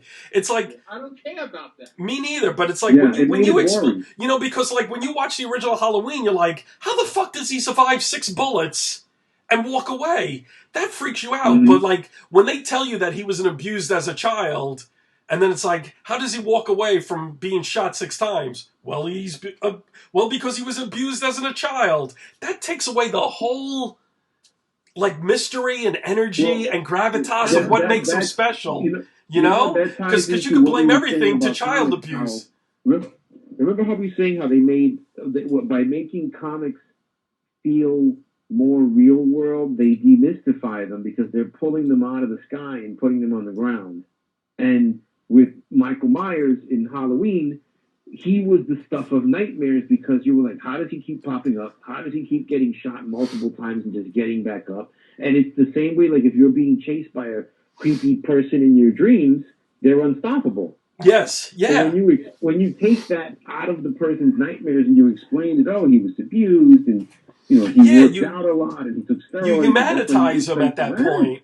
Because Michael Myers, if you look at the credits of Michael Myers, he's called The Shape, which is like, what the fuck's The Shape? That's a formless, undefinable entity. When you start saying, he was abused as a kid, that takes away everything about what makes him special. Because you could say why was he able to walk away from being stabbed? Well, because he was abused as a kid. You just take away that mystery about him and that, like you said, Pete, that scariness. Yeah. The origin story does nothing to explain why he's unstoppable. It's like, exactly. Okay, he got abused as a kid. That doesn't make you superhumanly strong. Exactly. Yeah, it's lazy writing.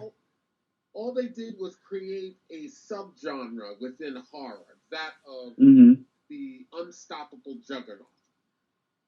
Yeah. And being unstoppable for no reason is a lot scarier than saying, well, he got, his father abused him or what. It's like, And you know what? It forces you to use your mind, because now you, as the viewer, are trying to imagine. You're trying to figure out, why can't this guy be stopped? And it makes you a part of the movie. You become involved with the film. What they do in horror now is they just tell you everything. Here's the monster. This is what it looks like. This is what it does. This is why it does its thing. A, B, C, D. There's nothing for you to do. You're just sitting there like a passive. You're just a passenger. You're not part of the ride. You know? Yeah, exactly. You're not driving.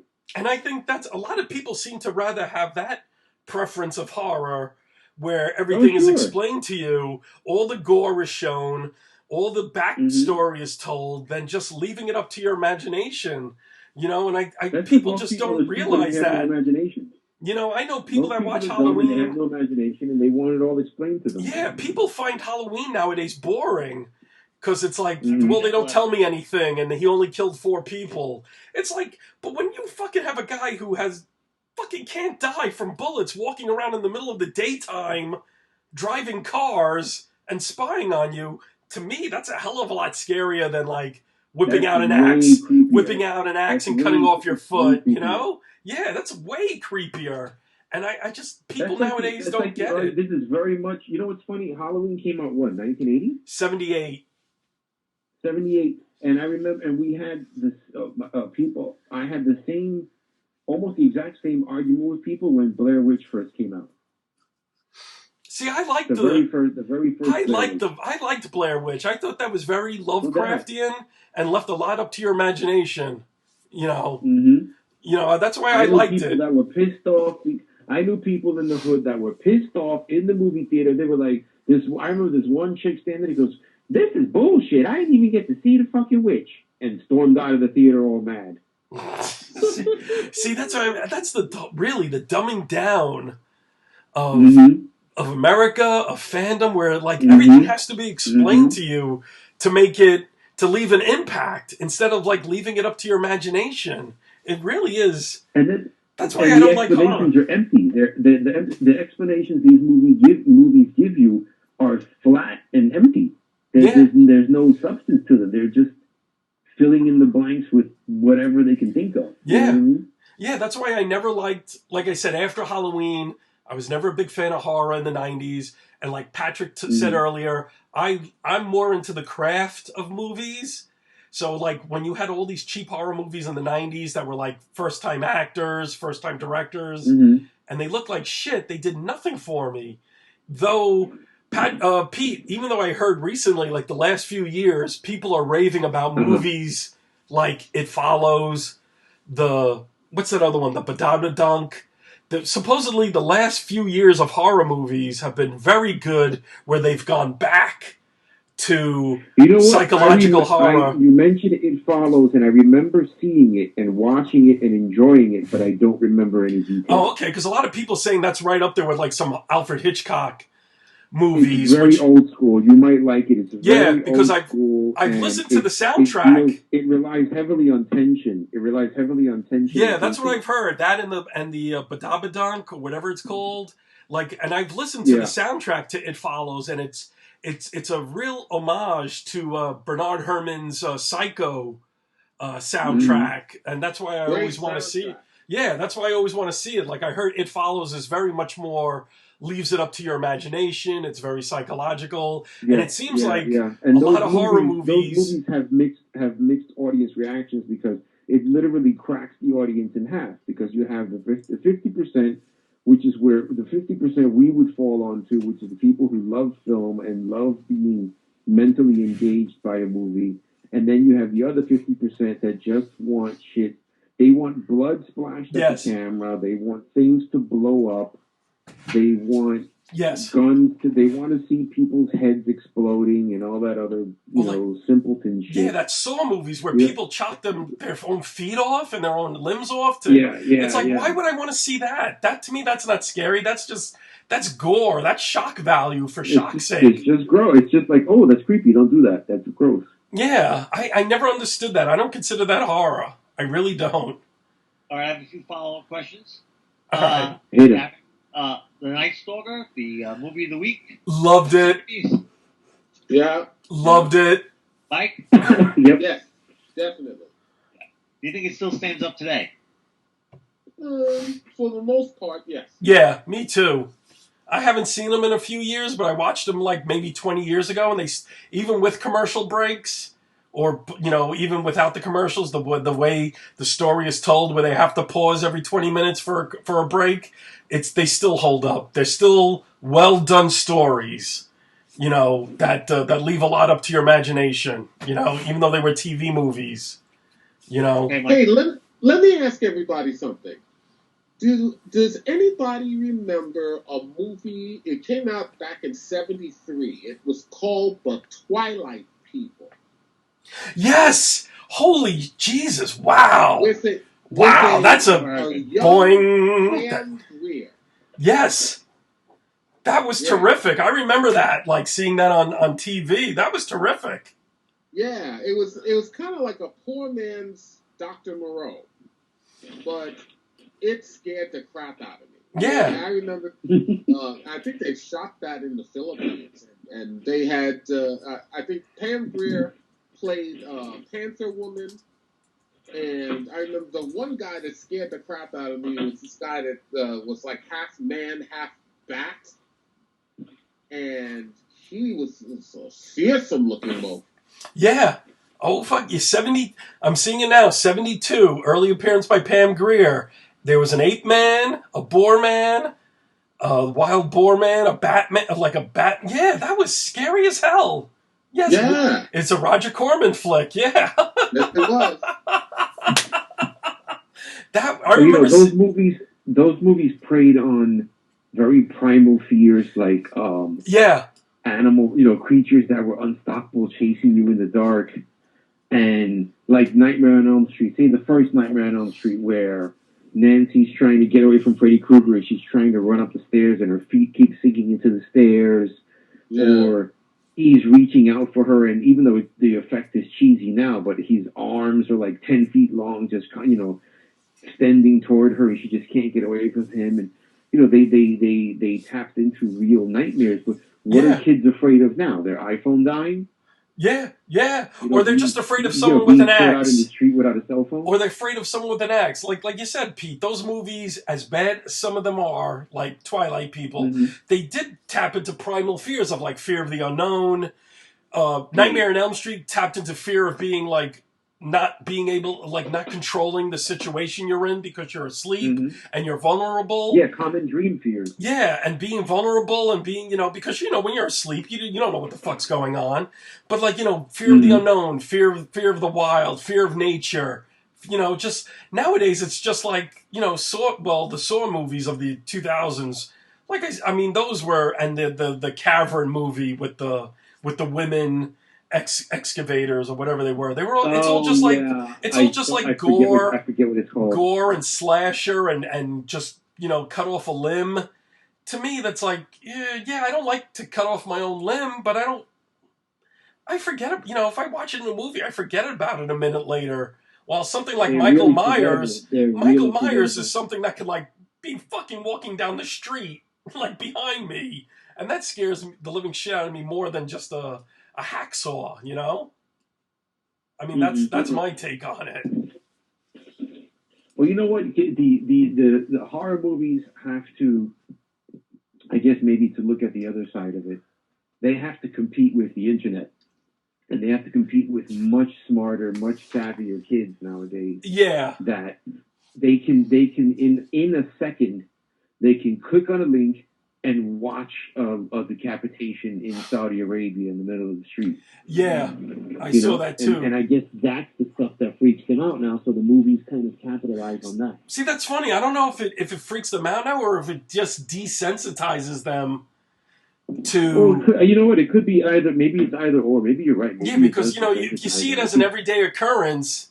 You think that's the norm. Well, this is what goes on in, like, third world Muslim countries that treat their women like third-class citizens. And when you see a decapitation, it's like, I think, nowadays, like you said, kids are much more smarter. They realize that that is their culture, and I think they just accept it. So they become desensitized to the horror of it. I think I think it would be interesting to talk to some of the younger audiences nowadays and ask them what scares them. And I think that would be good research to write or to do some sort of new modern horror media, because I'd be curious to know what scares kids, what scares teenagers nowadays. As opposed to what used to scare us. Yeah, that is a good idea. I should ask my friend Mike from the CCD, the Cultural Compulsive Disorder podcast. His 14-year-old son, Mike is a big horror fan, and he watches horror films with his son, and his son finds Halloween boring, finds Freddy and Jason boring, but he finds like things like Saw, the real gore stuff, really interesting. And he's 14 now, so yeah, it would be interesting to talk to him to see what scares him nowadays. Like if he watches a beheading on TV, if he watches a beheading on the internet, does that freak him out? And see what yeah, that would be good to talk to Mike. Maybe have Mike and his son call in one day. That would be interesting. Yeah. Here's another thing. I wonder if kids. Let's say, well, I don't want to say kids. I wonder if the younger audiences nowadays are not scared by horror because, in general, they seem to be a lot less religious. So they don't have that background of all those spooky stories about, if you do this, you're going to go to hell. If you do that, the boogeyman's going to get you. The cuckoo's going to get you. Bloody Bones is going to grab you from under the bed. These are all right. Like if you have unmarried sex, you're going to die. Like in a lot of horror movies. Right. Yeah. Right. So wow, that's interesting. In 80s movies, you knew that what killed you in a horror movie, unprotected premarital sex got you killed. Being the virgin was the only one that survived in those movies. Remember? Yeah. But that's a really good point. We should get Mike and his son on here and talk about that, because now I don't know. I guess a lot of my friends' kids, they still go to church, I guess, or still practice some religious denomination, but I don't know if they're affected by it. Like the way we were. I just wonder, because religion is, it's all spiritual and it's all supernatural, and when you're surrounded by that, by all these spooky stories growing up, and then you see movies that kind of tap into it, it freaks you out. But I find that more kids nowadays are far less religious, and they don't have those legends and those wives' tales about the ghostly woman that's on the road, and she keeps trying to warn the motorist to pull over. And then when the motorist finally pulls over, it turns out that the motorist actually was dead, and she's trying to let him know that he died. Those old stories? Yeah. That's a really good point. That's something that, we should look into. We should see if we could find a couple of, or maybe our nephews and nieces or friends' kids and talk to them about it. That's a real good point, Pete. That's something that should be explored. I would love to write something horror, but I don't know what would be scary to people now. Exactly, Like would you the write? world is scarier than anything you could create for somebody. You know what I mean? You really have to get into the psyche of the average man today, which is what horror did back in the days. Which is why it's so much more fun. They had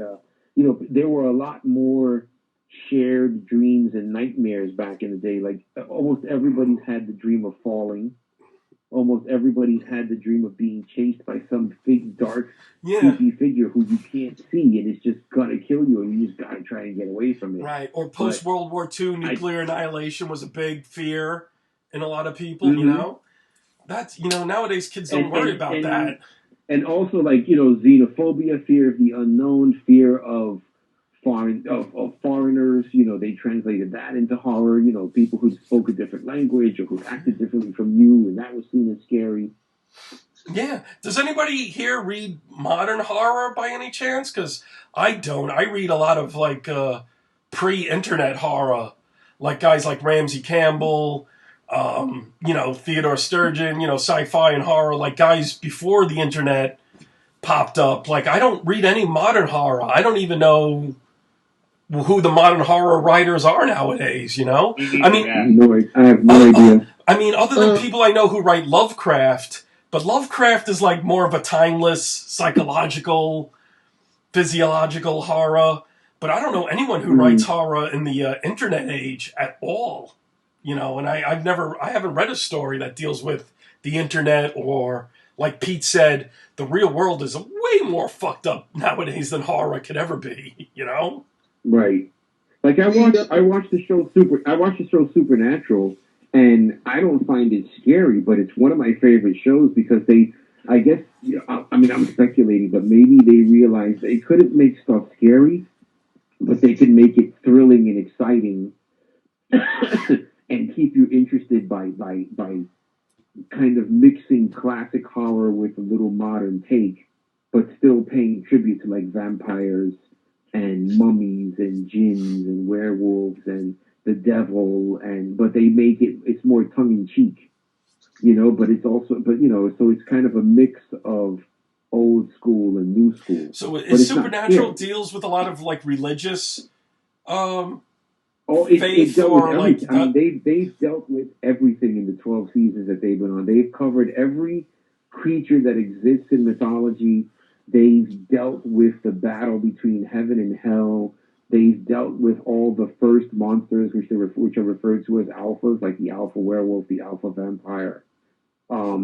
They've dealt with the Greek mythology. They've dealt with the Norse gods, with whatever every cultural mythology that exists, they've come across.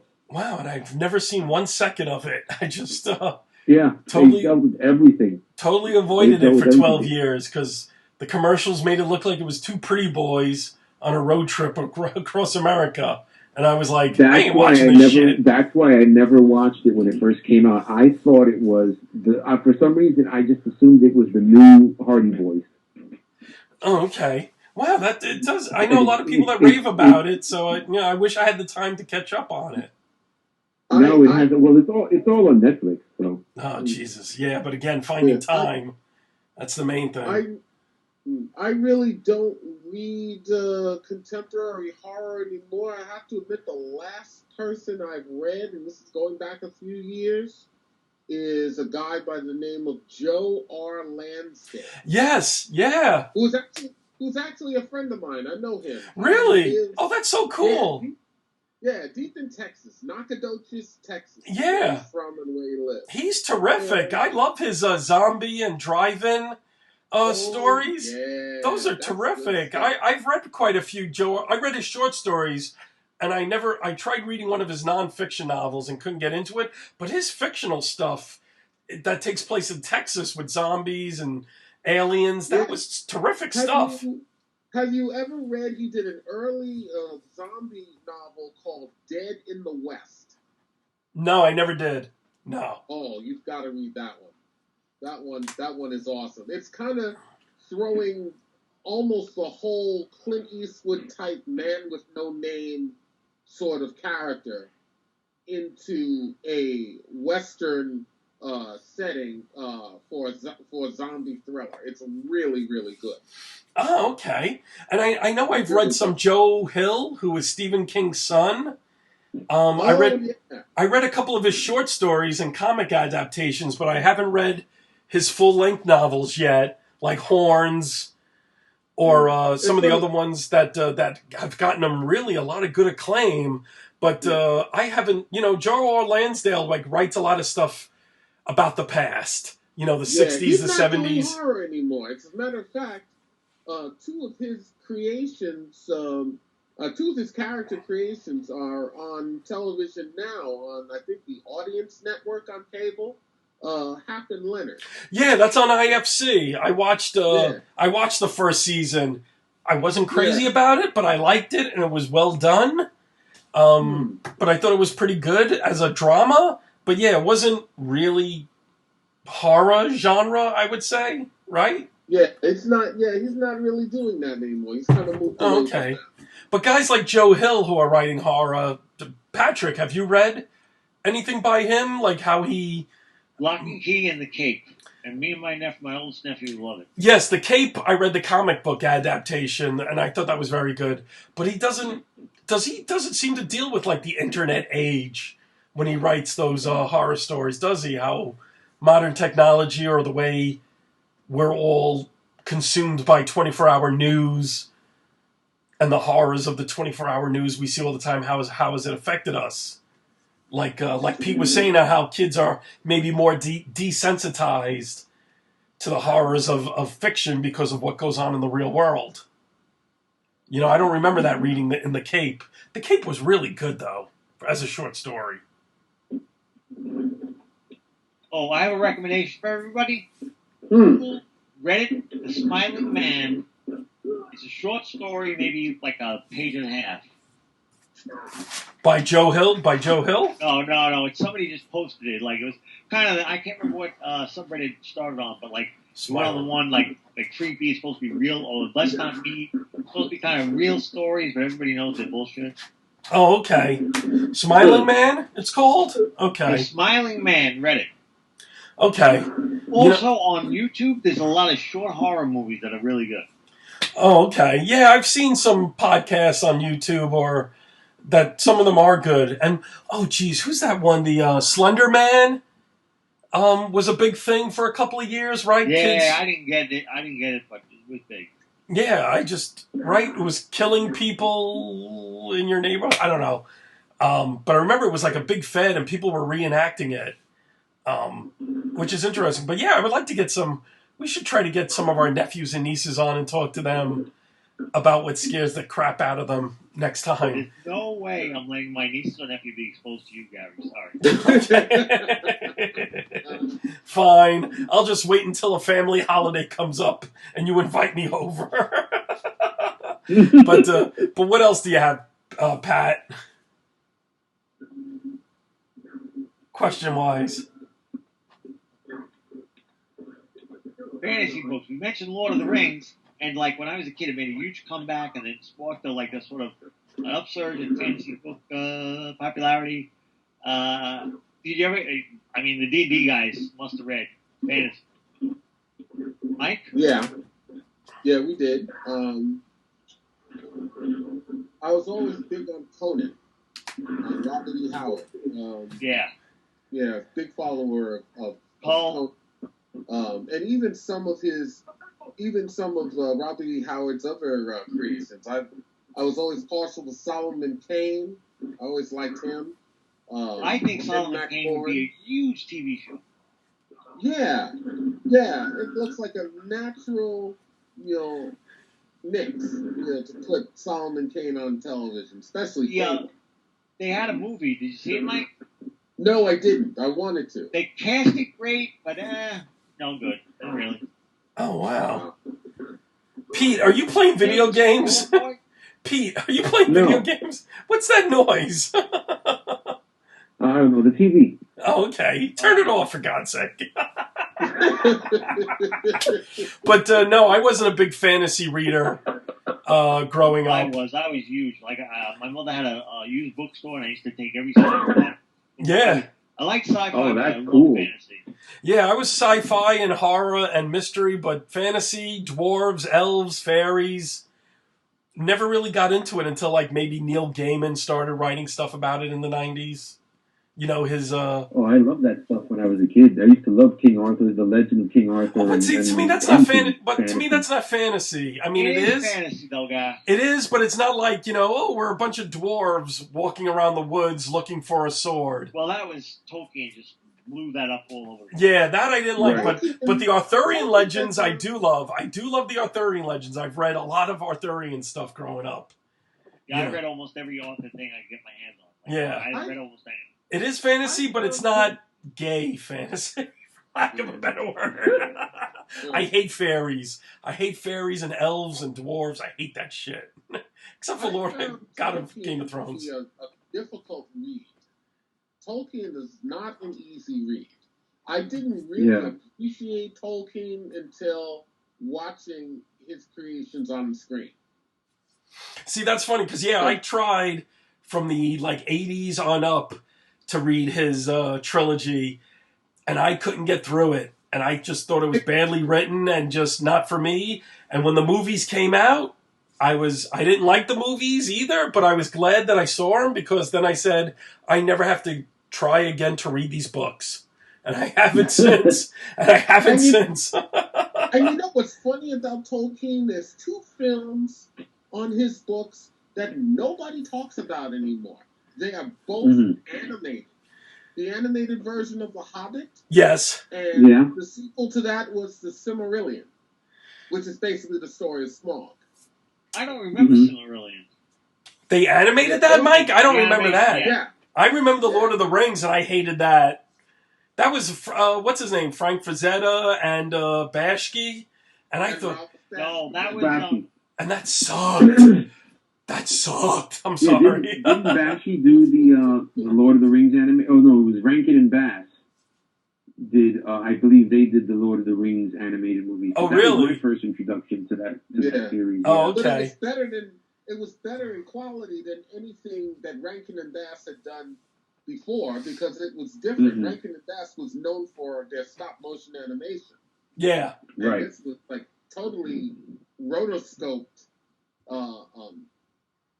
art animation. Yeah. Animation, that was that was a rotoscope was still kind of a rare thing. Like the heavy metal movie, the first heavy metal movie did use the and Fire and Ice, right? And all the Bashki movies of the 70s. Rock and roll. Hey Good Looking, that rock and roll one. All those Wizards, but God, I just remember that Lord of the Rings I was bored out of my head as a kid when that came on. When I was a kid, and the only reason I watched the Lord of the Rings animated movies was because they were animated movies. But I hated the fact that they were singing it felt like they were singing every other scene. There was a song.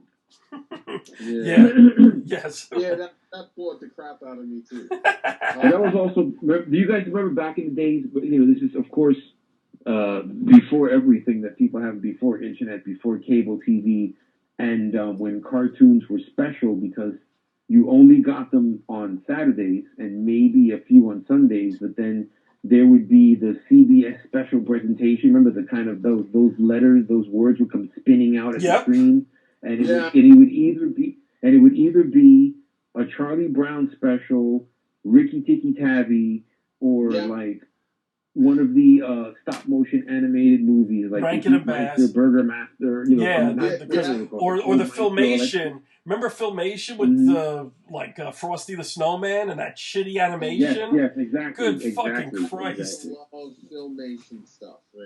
Right? My favorite Filmation cartoons were the old '60s DC characters cartoons.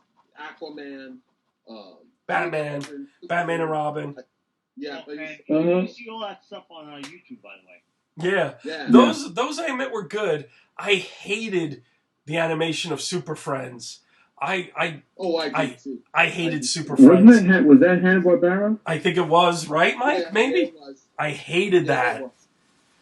And I just thought the Wendy and Marvin and the Alien Twins, whatever their fucking names are, hated the animation. Dan and Jaina.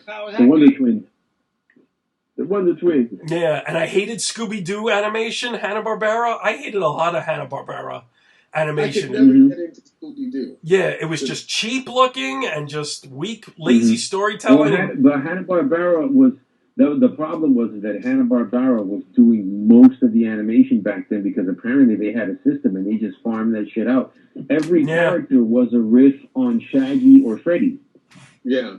Like when they did the Wacky Racers, Scooby-Doo, or there was another one like Magilla Gorilla. Those types of cartoons. The characters were all based off of like these handful of templates that they had. They just changed the clothes. Yeah, exactly. And Scooby-Doo got old for me real quick because every episode ended the same way, where the guy the same. The guy would be taking off in cuffs, and he'd be yelling out, "Well, I would have gotten away scot-free if it wasn't for those dopey kids and that meddling kids." Yeah, yeah. It was the same thing. Like the old white guy, the crotchety farmer was always, and it was, and you know, I always hated like when they had the big chase scene. The creepy old guy who ran the amusement park. Yeah, or whatever. and the chase scene was still people just running in a row, looped, and it was the same animation for like 10 minutes, and it was you're right. sucked. It was nothing but cycles. They used the same series of animation cycles in every show that they did. And I hate it. I know people that loved Scooby-Doo and Super Friends, and I just thought, this is shit. And, you know, Hong Kong Phooey. I thought it was shit when it was new. Yeah, me too. Hong Kong Phooey, other than the theme song, I thought was shit. Magilla Gorilla, like a lot of these were just lame-ass cartoons, man. So I was never... Yeah, they were, and the only reason I watched them was because it was the only animation I had access to. Exactly. So when I discovered anime, it blew my fucking mind because it was completely different from anything that we were watching out here. You know, looking back, you know, I can see that Scooby-Doo, which is the most disturbing of all to me, the Scooby-Doo plots they seem to be all interchangeable with Murder, She Wrote, you know? It's I never thought of that. But yeah, I can see that. Yeah, I can see it. I can see that. But what about the Hanna-Barbera action heroes as they're doing Future Quest over at DC? Mm-hmm. See, I like that. Which one? I like that comic book. Space Ghost. Yeah, I mean, Space Ghost I liked. I liked the Herculoids. Because those were only like 5 to 15 minute segments other than a half hour, so I think they were a lot more tolerable. And you know, Space Ghost just visually looked cool and just like, you know, screaming out his name in the middle of outer space for no reason, just I thought was pretty cool. And every episode he was saving those kids. Yeah, exactly. The brother and sister. And but those I liked for some reason. But the full half hour Super Friends, I just thought, blech, just nothing. Nah. Wait, Hanna-Barbera and Filmation. You guys remember what happened? No, I was going to say, I find it funny that they're incorporating the look of the Hall of Justice building in the CW superhero shows now. The live action shows. I can see that. That's a nice little nod. That's a nice little tribute. Because like Pete said, that's all we had animation-wise growing up in the 70s. You know, was just that stuff. So it's a nice little nod. But like Patrick was saying, the Future Quest comic, I don't know if you buy it, Mike. I don't know if you still buy it. No, I don't. I don't know. Do you still buy modern comics, Mike? But the Future Quest is really good. Yeah, but I don't buy a lot these days. There's not a lot of stuff that's worth reading. Yes. Yeah, that's a whole nother discussion for another episode. But but I agree with you on that. But Pat, how long have we run so far? We're at 207, which ain't bad. It flew. I thought it's a really good episode. But Pat, what other questions do you have? Yeah, hold on. Sci-fi books. We can get into sci-fi books after fantasy books. Who did you start with? Who did you really love? Who do you like? You had to get the next book on sci-fi guys. Pete? What was the question? Sci-fi books? Yeah, science fiction books. What was your intro into it? What was the author that you believe and read every I would have to say, even though I'm not a Trekkie, I think Star Trek might be my first. I think Star Trek or maybe Forbidden Planet might even predate that as far as like my earliest sci-fi. But I was completely hooked by cyberpunk by the time I was like 14. So before that, I read the more traditional, Asimov and that type of stuff. But cyberpunk was the genre of sci-fi that really spoke to me, and still does. Like to this day, it's still my favorite. It's still my favorite genre. If I when I do a sci-fi story next, it's going to be that. It'll be that genre. But that's what really got me out of all the others. What about you, Mike? Let's see. H.G. Wells, definitely. War of the Worlds, The Time Machine,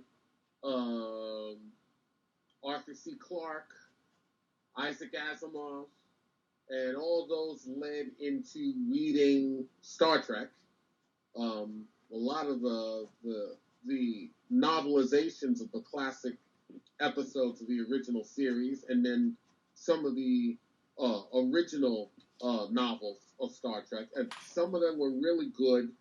Some of them were really crap too. I mean, I remember one where Spock was going undercover as a space pirate. I don't know what the hell they were thinking. But, my brother read that, by the way. But yeah, I think along those lines, you know, my reading roots for science fiction was in the classics. Definitely H.G. Wells, and I had even read a little bit of L. Ron Hubbard and was thoroughly unimpressed. Mm-hmm. Most people were. Yeah. I was like, oh man, that's why he got into religion. I actually like Battlefield Earth book. I read Battlefield Earth too when I was in my teens, and I thought the first 500 pages were terrific. The whole war with the whatever they were called, the aliens, and then I thought the last 500 pages where the humanity is enslaved, and it was all about the gold mining. That bored the crap out of me, but I thought the first 500 pages were fantastic of that book. You know? Yeah, you might be right about that. You know, a lot of people, you know, he's written the most science fiction novels, but of anyone, but other than Battlefield Earth, I don't know anyone who's read anything else by him. Like, he's been... Well, he wrote a lot of shit sci-fi, so... Right. He wrote a lot of short stories that were in anthologies, and I have a lot of anthologies here, like Amazing Stories, Fantastic Worlds, and every once in a while I see his name pop up, but I haven't really read a lot of his short story stuff, but he's supposedly the most prolific sci-fi writer of them all. But for Patrick's question, in the 70s, I was reading, like, other than sci-fi comics, it was Ray Bradbury that was the man for me. Ray Bradbury, Harry Harryhausen, Harry Harrison, Asimov. But I still have, to this day, a first printing of Fahrenheit 451 in paperback. Wow. That I'll take with me to my grave, because I love Bradbury. And Asimov, like you said, the classics. And I was never a big cyberpunk fan. I tried reading Gibson's cyberpunk novel. I like Gibson. I read it 10 years after all the hype, and it just... I think the hype... I just recently read Burning Chrome. I think that was... Oh, that's a great one. Yeah. Oh, okay. See, I enjoyed a lot of his stuff until he started... Like, he did some stuff over the last couple of years that... I just wasn't feeling. I can't. I think it was. God, it's more modern day than cyberpunk. And okay. I can't remember. I can't remember the title, but I remember reading it and thinking like his concept of cyberpunk either is irrelevant now or the parts that are really good already exist. You know, a lot of what he imagined is here. You know, it exists now, so it's hard. It's a lot harder, I think, for people to come up with wild, whimsical cyberpunk stories. They have to just kind of find some dark, sort of noir, Blade Runner-esque kind of approach to it. Because technology-wise, we are almost past what cyberpunk imagined like 25, 30 years ago. Oh, wow. Okay. That's cool. Yeah, that's a good point. Yeah. I think just a lot of the hype when I got to Gibson influenced my way of reading him, and so I never appreciated him like you guys did when he was just brand new. Like a very sort of godlike hype around him. Yeah, I see that a lot because he is a futurist. Fan. You know, he is a futurist. You know, like he has predicted a lot about the future, so I give him that much. And but going back to what Mike, ahead of his time. He coined the term cyberspace. You know, he's the father of that term. He also was using the term the Matrix to describe cyberspace before, you know, decades before the movie came out. You know, before anybody was really using he had this real vision of the internet before it was called the internet. Right, yeah. So I give him props for that much, and maybe now, as I'm a little older, I can appreciate him more if I go back and read his stuff. But like what Mike and Patrick were saying, those Star Trek novels that were written by James Blish, I remember. Oh, yeah. I remember my local library would have like a spinner rack of all like paperbacks of sci-fi novels, and 90% of it was those Star Trek novels by James Blish. And for some weird reason, I just thought, well, these aren't going to be as good as the TV show, so I never read them. And I know Yeah, James. I remember those Those were really good. Yeah, I remember. Like James Blish was like a huge sci-fi writer in the 50s and 60s, and he was, very well received and won awards. And I was like, I would love to go back and read those now to see how they were. But I just thought, they're not going to be as good as the TV show. I remember buying the photo novels of the episodes of Star Trek, like Galileo 7 and The Trouble with Tribbles, which I liked. But I never really read any, other than like a Peter David Next Generation novel or two. I never really read a Star Trek novel. To me, Star Trek is just the TV show and movies, and that's it. Right. I never read them. I was the same way. I never read them either. Not too long I had the toys. I had the toys when I was a kid. That's for sure. Not too long ago, I found a hardbound edition called Star Trek for Classic Episodes, and it's got the short stories of all the 79 episodes of the original series. Wow, I didn't even... Wow. In prose. And I picked it up at, of all places, Costco. And I got it for $20. I saw it, I said, mine. Really? Wow.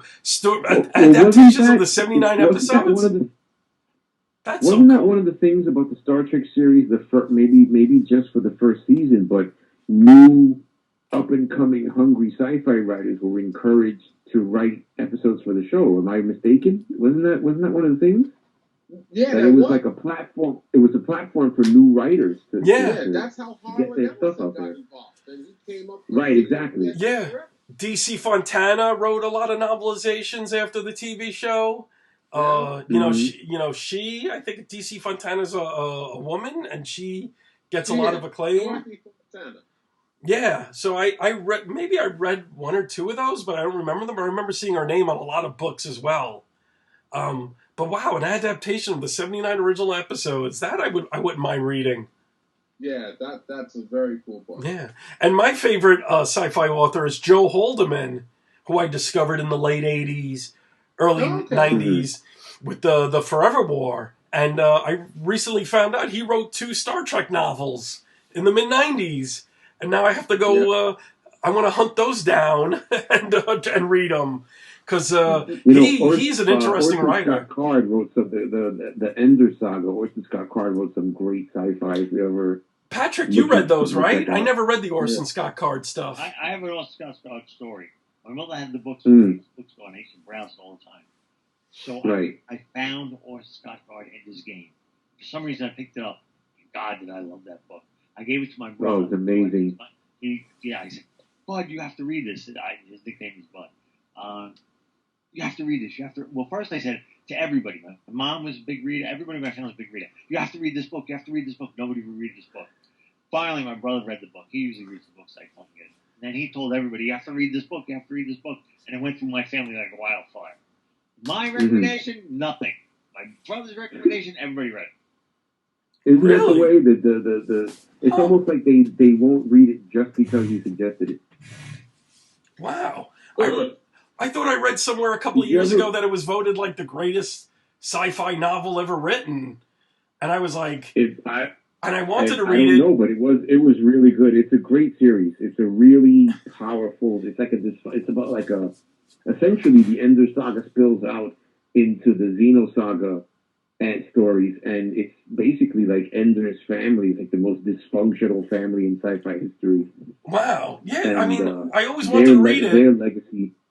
I mean, I want to read it now, but because of his personal politics that I've read about, I don't know if I could read that book now. You know, I don't know. I remember seeing that. I shouldn't let it I'm kind of influence glad me. I read his books beforehand, so that way it doesn't color my judgment. Yeah, you know, it's weird. I could do that with artists, but for some reason with writers, I just can't seem to do that, because I think maybe when you're writing, your personal politics play more into your writing than it does as a when you're an artist. Like, you know, like, well, when you're a writer, I mean, every piece of you works its way into your writing somehow. There's no way you can't be detached and then write something unless you're writing unless you're writing a technical manual or instructions on how to open an electronic device. You know, your personal shit is gonna get into your writing. Yeah, that's definitely true of L. Ron Hubbard, because L. Ron Hubbard was, for all intents and purposes, a crackpot, and his kookiness is on every page of his book, even Dianetics. Which I haven't read. And I could see it in Battlefield Earth, and I have some old books of his from the 50s, and I would like to read to see if his personal politics creep into that. But someone like Orson Scott Card... I will go as far as accuse the film Battlefield Earth of being a Scientology indoctrination training film. See, I never saw that. I just stayed away from it. That was awful. Yeah. That movie was horrible. Absolutely horrible. 2 hours and change of my life I'll never have back. People say it's like probably the worst big budgeted blockbuster of all time, and I don't even know if I want to see it out of curiosity's sake, you know, on how bad it is. What was the guy that was in Battlefield Earth? He was in Saving Private Ryan. I really feel like he did Battlefield Earth and we never saw him again. Oh, the blonde guy. Barry Pepper, who's a really good actor, yeah. Do you think that movie killed his career? No. Sure. He's done a lot of stuff after that. Yeah, I think he did some stuff afterwards. I think he's still a working actor. Like, he's not a superstar, but I think he's still a decent working actor, you know. But yeah, he was good, Barry. I like Barry Pepper as an actor. So do I. Yeah, someday I'll see it out of curiosity. But, you know, like, I could separate Picasso, like how an awful human being he was towards the women in his life and towards his kids. I could separate that from his art, but I always feel like someone like Orson Scott Card, I don't know why, I can't separate his personal politics from his writing. That's why I'm weary of reading Ender's Game. It's still art, it's just a different type of, it's just text-based art. Yeah, exactly. But like you said, I think it creeps in. Did you get any of that in his books? Because I didn't see anything. For a while there. But you know what? When I read, is Ender gay or is he incestually in love with his sister? I never got that vibe. It never even occurred to me. Yeah, that's okay. That's, you know, I didn't know what his politics were until it came out when he was writing Iron Man. Like, what, 8 years ago? And it's just, you know, I never heard anything about him beforehand with his books. So that's... I vaguely remember, what did it have? Something to do with gays or something like that? Yeah, he's homophobic. He's, you know... He gave money to stop the the gay marriage thing. Prop 8. Oh, he's one... okay, he doesn't want them getting married. Yeah, he's a proponent of keeping gay people down. You know, he's not into gay rights. I think, he's probably gay then. He's probably gay deep down. Yeah, probably. So, I mean, maybe I'll give Ender's Game a go one day. You know, because like I said, when I read his stuff, I read his stuff in the very early days, whenever it first came out, because one of my cousins has always been a manager in bookstores, whether it's like Barnes and Noble or wherever. So she would like put me on to these new hot books. And my friend Jay, also one of my oldest friends in the world, was a big sci-fi reader. So he lent me Ender's Game, and then I ran and got all the other books. But that was years before I knew anything about Scott Card's personal politics. So I had already absorbed them, before hearing about that. But I never got like a preachy feel from any of his stuff. I just enjoyed reading it. That's good. Stories. Okay, that's good to know. So maybe I will give Ender's Game a go one day. You know. Yeah, I don't recall. any kind of propaganda. I just remember being sucked into the story. Okay. I don't All right, recall cool. I don't recall it being That's preachy at interesting. all. I don't know. I mean, it's weird because, someone like Joe Haldeman, who basically took all his Vietnam experiences and put them into sci-fi. In a way, it's kind of political, but it's not really. But him, I'm able to enjoy, his mistrust of the government, his mistrust of the military, stuff like the xenophobia that America psyche has. I'm able to get past that, which was enjoyable. So maybe I will try that with Orson Scott Card. Maybe I will. Yeah, if you can get past all it. that other shit, then you can get past his not wanting gay marriage. Yeah, okay, man. I have it downloaded, an EPUB, and I just never got around to it. So maybe this spring, I'll give it a shot. Because like I said, I remember Publishers Weekly. I do my best to try and separate the creation from the creator, because there's musicians or artists. Everybody's in love with Hacksaw Ridge, and Mel Gibson fucking hates everybody. Yeah, but he's a brilliant director, and like I said with Picasso, Picasso was just a despicable human being, but he's one of the Woody Allen, and he married his fucking What was she to him? His adopted daughter. Adopted daughter. Yeah. So yeah, I think I would have to try that. Yeah, you do have to separate the art from the artist to enjoy their work. So maybe I will give that a shot. But like I said, I remember when Publishers Weekly or some other magazine said it's the greatest sci-fi novel of all time, and I was like, wow, better than Asimov or Bradbury or Harry Harrison or those guys. It's like, wow, Sturgeon. I could see it if they said something like maybe the greatest novel of its particular generation or of that year or of that decade or something like that. That would probably make more sense.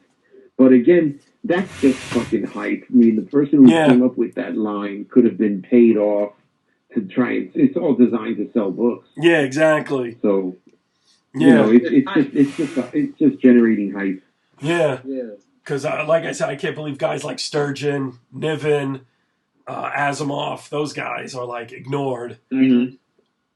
So Pat, you're back. Right. Patrick's back, and what else you got for us, Pat?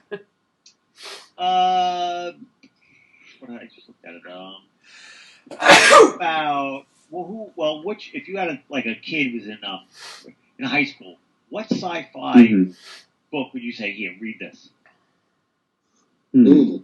I would say Fahrenheit 451.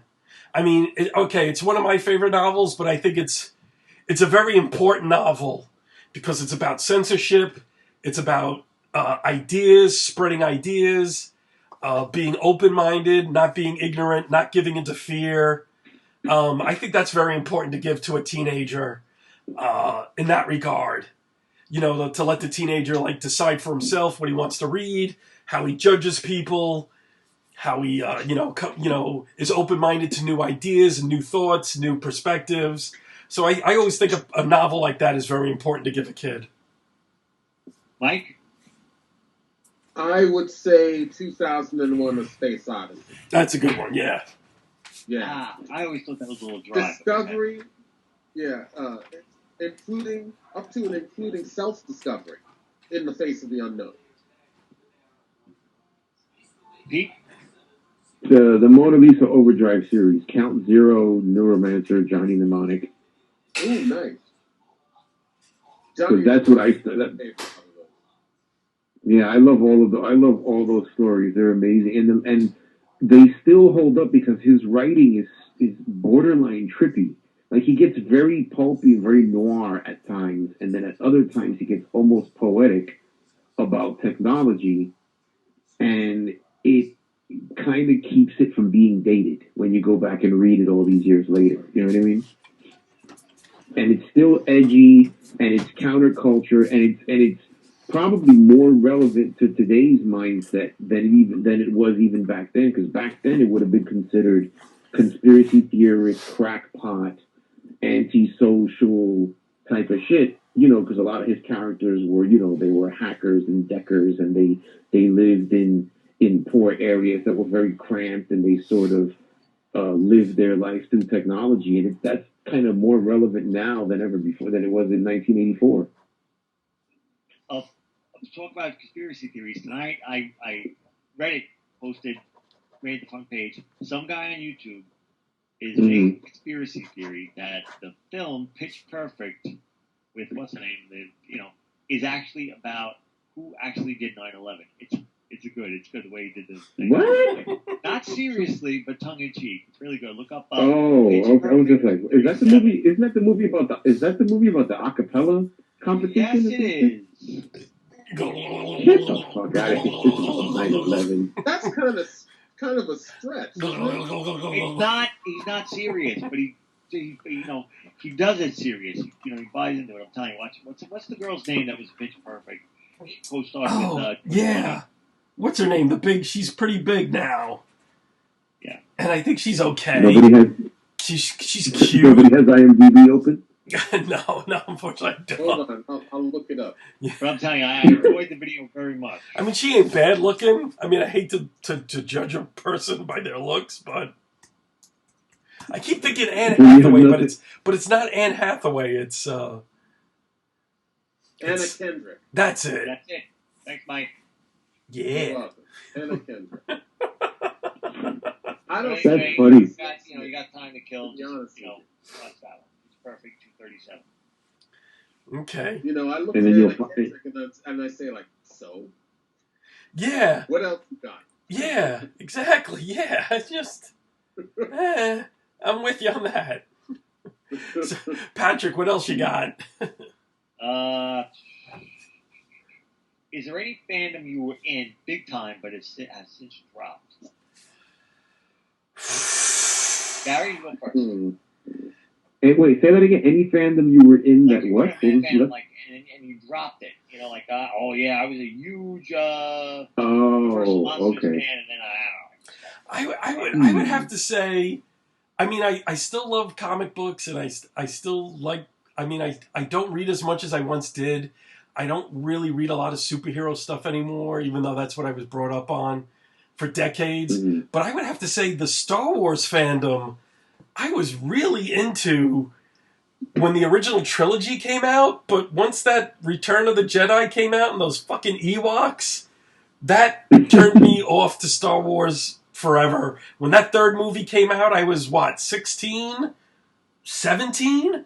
And just totally disappointed by that. And growing up, I had plastic lightsabers, I had posters, I had the toys, the original. I still have the original toys from '77, and but to me it was like. And you went home after you saw that movie and you threw all that shit in the trash. And I was just like, I'm done. I'm done with this franchise. I thought the Ewoks were such a disappointment, and that whole fucking second half of them with them and the Ewoks that just turned me off. And I'm not one of a lot of people like Mike, I think, and a lot of my other friends from CCD that are huge Star Wars fans to this day. To me, it was like the Ewoks were like, I'm done with this franchise. They were a deal breaker for you. Yeah, exactly. Let me tell you something, my friend. We are all lucky that we didn't hang up our lightsabers after the Star Wars Christmas special of 1970. Oh, God. But you know what? As bad as the Christmas special is, I understand it from a business point of view. It was a year and a half after the first movie. We had to wait another year and a half for Empire to come out.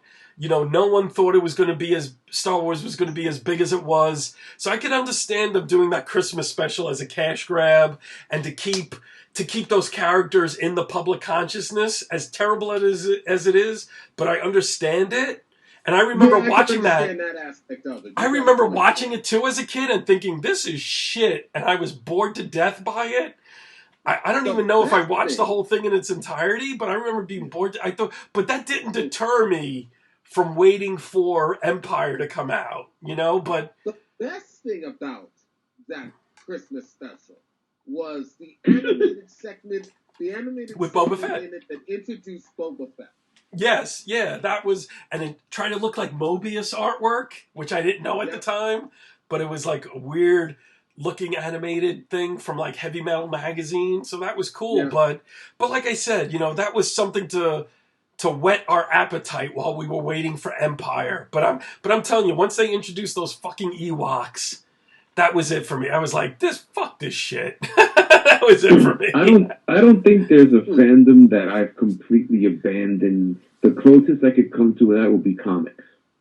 Is that I stopped reading them like 3 years ago. I mean, even though you stopped reading 3 years ago, you're still creating them with your graphic novel War Dogs. So it's not like you would abandon the whole genre completely. Right, or the medium. I shouldn't say genre, I should say medium. Comics and anime, I couldn't get enough of them for almost my entire life. Yeah. But over the years, I've become way more selective in what I want to absorb from either genre. So I still I made a mistake. Of both of them. I shouldn't say genre, medium. You still love the medium right, by drawing them, creating them. Mike, what about you? Right. Magic the Gathering. Oh, fuck. Yeah, I remember you showing me Magic in the mid-90s. Oh, my God. When I lived in Chelsea. Yeah, at Penthouse. Yeah. Oh, yeah. I was so into that game. I tried playing tournaments, and the thing that I was disappointed by is that the decks that you could construct that are worthy enough to play in and win tournaments are the same decks that are just no fun to play at all. Huh. And yeah, and I found all the decks that I would construct, which took a little bit more thought and imagination to them, and they were on tournament standards more difficult to play, but they were the most fun. And I think the main reason why I stopped playing was because I moved away from New York and couldn't really find anybody that was into playing it on the same level that I was. So I just basically gave up. But what's that card game that's big now from Blizzard? Everybody plays it online. Which one is that? Oh, wow. From Blizzard, it's huge. It's, really? They stream it all the time. Oh, shit. No, I don't know this. I remember, a lot of the anime card games were big in, 2011, 2012. But I haven't heard about this game now. Oh, what was the one that my nephews played? The spinning ball in the arena. It's Hearthstone. Did anybody play Hearthstone? Not at all. No. Nah. All right. You know what game? Another game I truly miss, and this was like a role playing game. Is anybody familiar with there was a role playing game out called the James Bond 007 role playing game? Not at all. No, I don't remember that. No. I don't think I ever played it either. That game was more fun to me than any adventure that could have been conjured up for Dungeons and Dragons. Oh, wow. Yeah. Oh, Bakugan. Bakugan is what my nephews played a lot of in the early, 2010, 2011. They love the books, they love the game. But James Bond, no, I haven't heard of that. Oh, yeah. Yeah, what was that again? I didn't get it. There was a lot of static going on. Bakugan? My nephews loved. Yes. That was big in 2011, 2012, recently. But the James Bond, no, I haven't heard of. Oh, yeah. The crazy comic book store I go to, they don't really make any money. They Yu-Gi-Oh, and more Yu-Gi-Oh. Yu-Gi-Oh, that's it too. That my nephews were into for a while. Yeah. It's like there used to be, I don't know if the store is in existence anymore, but I used to go to a store. It was around the 34th Street area on the west side. It was called The Complete Strategist. And still there. Yeah. It is still there? Yeah. Yep. Wow. I used to go there, and that's where I picked up all my D&D modules and all my James Bond modules, which I still have. Mm-hmm. Oh, cool. As a matter of fact, there was a guy that back when I was going to the Complete Strategist, he used to work behind the counter, His name is Elon Mitchell Smith, and he was in the movie Weird Science opposite what the hell is that guy's name? Well, it was Robert Downey Jr. and Anthony Michael Hall. Anthony Michael Hall. Robert Downey and Kelly LeBrock. Oh, okay, I got it. Yeah. Oh, really? That kid? And he used to work at the Complete Strategist. Holy shit! Yeah. Wow, I only went in there once or twice, but it's still there, and there's a couple of gaming stores in Brooklyn that are very popular. Really? Oh fuck yeah! There's like another Complete Strategist type store in Language. Oh, what do we care? This is a podcast on by You should be cursing. I feel like you should be cursing more. But by the theater and what's that theater? The Crown, not the Crown Heights Theater, but near there. And then there's this other store, Mike, called 20-Sided Die, which is just this gigantic gaming store in Williamsburg. The Complete Strategist one is on Court Street, but this other one called 20-Sided Die is in Williamsburg. And it's this huge store where all they do is sell gaming, and all they do is throw tournaments every day and have just kids after school playing every card game known to man. And it's been there for like going on its like 6th year now, and it's still pretty popular. You know, both there these. Used to be one in Manhattan on 27th Street. I know they closed this one. It was called Neutral Ground. Yeah, I remember you introducing me to that. Yeah. Yeah, it was a huge store that they used to. I think Brian Marshall, who worked with Malibu Graphics, and from Jim Hanley's. Yeah. Yeah, he worked there. I think he had a part ownership in the store. Yeah, they tried to expand too much too soon and tried publishing in the mid-90s, and that just killed them. Wow. Which was too bad, because that was a good place, Neutral Ground. It was a good place. Yeah. But now I don't know anyone that does card games anymore at all. You know, Patrick, you see it. It's still popular. Yeah, Patrick, you see it in Bulletproof. Yeah. But, hey, good. But that's just, it's something we outgrew. And you ever play the card games? I've never played. I tried playing Magic once. I couldn't get it, and I just never did it again. Right. That was it. I was like, I don't know what this is. I'm going away now. We're going to play video games, and I never went back. I swear to God, it was just like that. I was in a comic book shop upstate, and they had a back room all decked out for a Magic the Gathering sessions. And I thought, oh, this was cool. This is cool. You know, it made me think. It reminded me of my old role-playing game days. So I said, oh, cool. Maybe I can get into this and meet some new people, and it'll be a cool little social thing.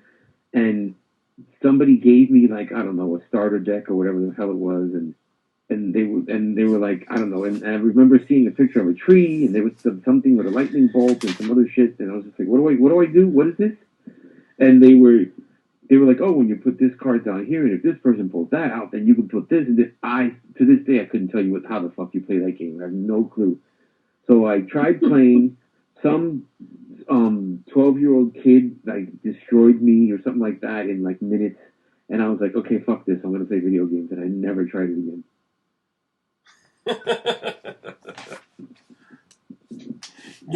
Yeah.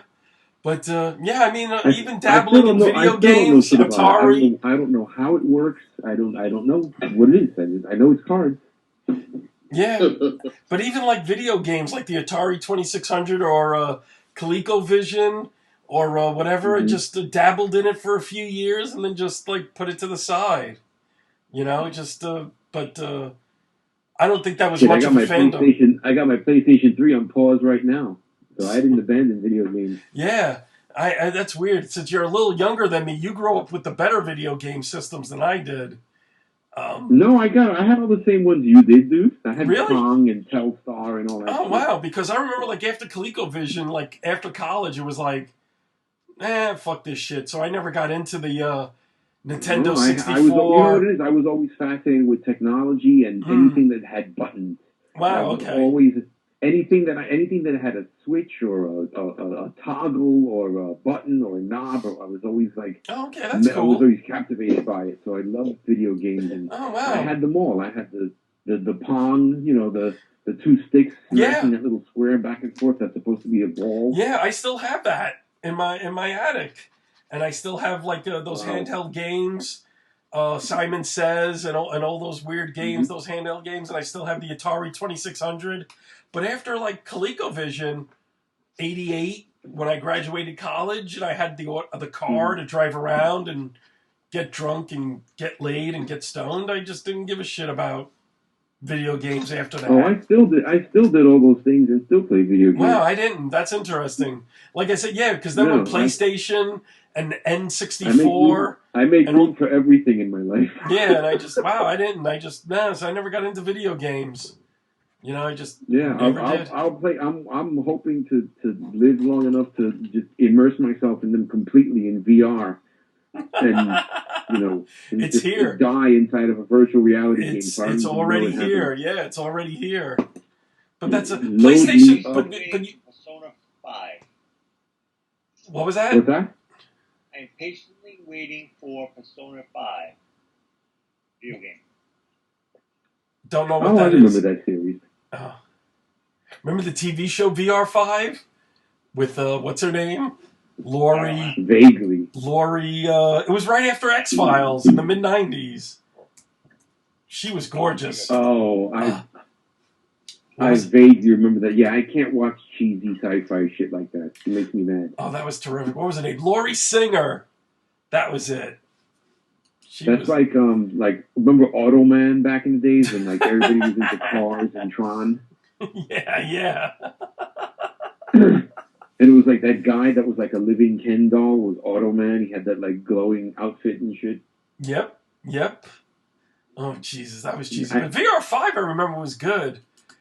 And what was the show on after it? There was another show too by James Hudnall after VR5 got canceled. Based on a comic book that came on after X-Files or before X-Files. But yeah, they always lasted just a year. They always lasted a year. That was about it. I remember there was a show called Mantis. Yeah, I remember Mantis. That was on. Was that on NBC or Fox? What about Manimal? Does anybody remember Manimal? Yes. It's the worst show in the fucking world. I watched Manimal because of Melody Anderson. She was fucking gorgeous. I liked her. What a cheesy show. Every week it was the same special effect. They either zoomed in on his eye and then it faded into the eye of an eagle, and then they cut to an eagle flying, or it was that one special effect they had a budget for where his hand would start bumbling and bumpy, and then somehow he would turn into a panther. Yeah. Yep. Yeah. You know what I mean? Like they actually had two animals he could turn into. Yeah, because that's all they could afford to do was a fucking trained panther and an eagle. Or a falcon, whatever it was. Yeah, that was... He never turned into a bear or a gorilla or something kick-ass, like a ram. Yeah, that was terrible stuff.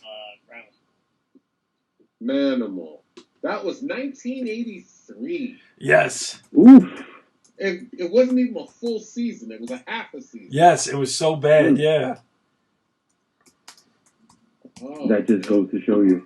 That's why TV is so fucking amazing now compared to what I grew. I mean, this now is what I wish I had when I was a kid back in the 80s. I couldn't even imagine. I could only dream about seeing, The Flash and the Justice Society and, Hawkman. And even though I don't give a shit about Hawkman, but, characters that I never imagined I would see on the big screen or the little screen. That was the stuff I used to dream about when I was younger. Yeah. And there was no way, there was no budget, there was no money for it, nobody thought it was a thing. It wasn't until, X-Men and Spider-Man in 99 and 2000 that, changed the game. Wow. And Manimal wasn't, that was a Glenn Larson show. The same guy who helped create Battlestar Galactica. Oh, well, I'm sorry. Battlestar Galactica was a piece of shit. The first one, or the 80s? The first one in the 70s. That was I'm sorry, that was a flaming piece of shit. Oh, I liked that original. Well, you know what? It definitely doesn't compare to the remake. The remake was incredible. Which I never saw the remake. Yeah, you're right about that. I never saw the remake. Was amazing. I mean, that is a science fiction work of art. Everybody says that. Oh, the show that was on after VR5 was called Harsh Realm, which was based on a comic by James Hudnall. What comic was that? It was by one of those publishers that first put out Men in Black. Remember those like really in the mid '90s, that really like real low budget comic book company that put out Men in Black first. What was that? Oh, you know what? We've been. Remember, we were talking about comics, about how we kind of faded out and there's nothing really excited. I actually saw an announcement, I think it was last week, that actually got me hyped about comics, and it's that Matt Wagner is finally going to do Mage 3. Yes. I wasn't crazy about Mage 2, but it was damn good. And I'm looking forward to him wrapping up this trilogy, yeah. Yeah, and it's amazing because, I mean, it's been, he's been doing this trilogy at his own pace for the last, 35 years? Yeah, because Mage, the hero discovered was, 84, 85, I'm saying? Mm-hmm. That was amazing. And then the second one was, 96, 97? Mm-hmm. Maybe? But yeah, it's like every 10 years he comes out with the next part. Right. Hey, this show, Harsh Realm, it was created by Chris Carter. Yeah. He created X-Files. Yep. It was his trying to attempt to like expand his empire. And it was. Well, listen, J. Michael Straczynski wrote Captain Planet, so we all gotta start somewhere. Exactly. Yeah. But again, it was like that really low budget company that put out Men in Black. Did you know there was a lawsuit attached to that show? Yes, Harsh Realm. Yeah. Yeah. Yep, because I think James Hudnall, who wrote the comic, sued Chris Carter and them because he didn't get like rights for it or money for it or something. Well, here's what it says. I'm looking at the Wikipedia page now. A lawsuit filed by the creators of the Harsh Realm comic book series that was licensed by Fox and Chris Carter as the basis for the TV series became a precedent-setting case. In it, Fox attorneys argued that Carter's sole written by credit was not only warranted, but required under the rules of the Writers Guild of America. Fox argued, with the support of the WGA, that it could not give James Hudnall and Yannick Paquette, the artist of the book, the credit that they demanded because of the WGA agreement. Oh, wow. That was Yannick Paquette? Wow. Yeah. He looked nothing like he does now when he did that book. But there's more. The problem with this argument, Judge Martin responded, is that Hudnall and Paquette are not members of the WGA and are not bound by its contract. If the listing of the credits violates their right under the Lanham Act, the fact that the violation is pursuant to a contract with a third party is no defense. In response to the comic book author's request for a preliminary injunction, Judge Martin found that while there are substantial differences between the comic books and the television series, a trier of fact could find that it is misleading to represent Chris Carter as the creator of Harsh Realm without giving adequate recognition to the role Hudnall and Paquette played in its creation. Okay. But yeah, I remember that whole thing about James Hudnall complaining. I think I used to follow him on Facebook. I think I still do. And he would always talk about how he got fucked over on Harsh Realm. Yeah, him on Facebook myself. Yeah. Because of that, but he's been through a lot. He's had a foot amputation. Yeah. Damn. Yeah. But I remember that was a pretty okay show. I remember like VR5, like nothing else around the X-Files succeeded. Like the Bruce Campbell Western failed. Whatever that was called. VR5, Space Above and Beyond, Harsh Realm. Great show. See, Space Above and Beyond was by the guy who did Breaking Bad. That was like his first show into writing. I remember thinking it was too much like Joe Haldeman's The Forever War, and that's like one of my favorite novels of all time. So I couldn't get into Space Above and Beyond. I couldn't either. I found it boring. Yeah. But I remember being. It's funny because I actually at one time I had confused Firefly with Space Above and Beyond, because did they come out at the same close together or at the same time? No, Space Above and Beyond was 95, 96. I remember Firefly was 2001? Something like that? That's not right. Yeah, Harsh Realm was like 97, 98. Like right after Space Above and Beyond, I think Harsh Realm came out, because they just kept trying to find something that could work well with X-Files in the mid-90s on a Friday night. And nothing did, Yeah. And, right. Until Millennium.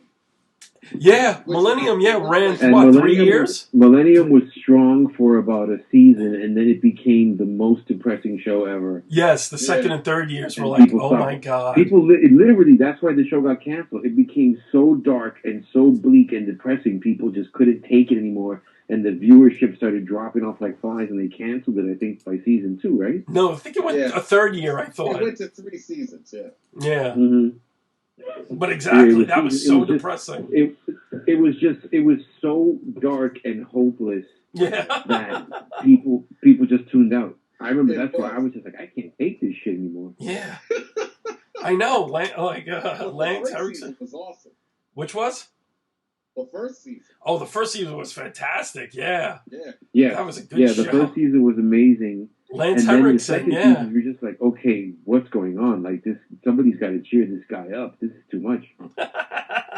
Yeah, they even did an X-Files crossover to try to boost the ratings, and it just didn't work. Too little, too late. By the third season, they did that. Yeah.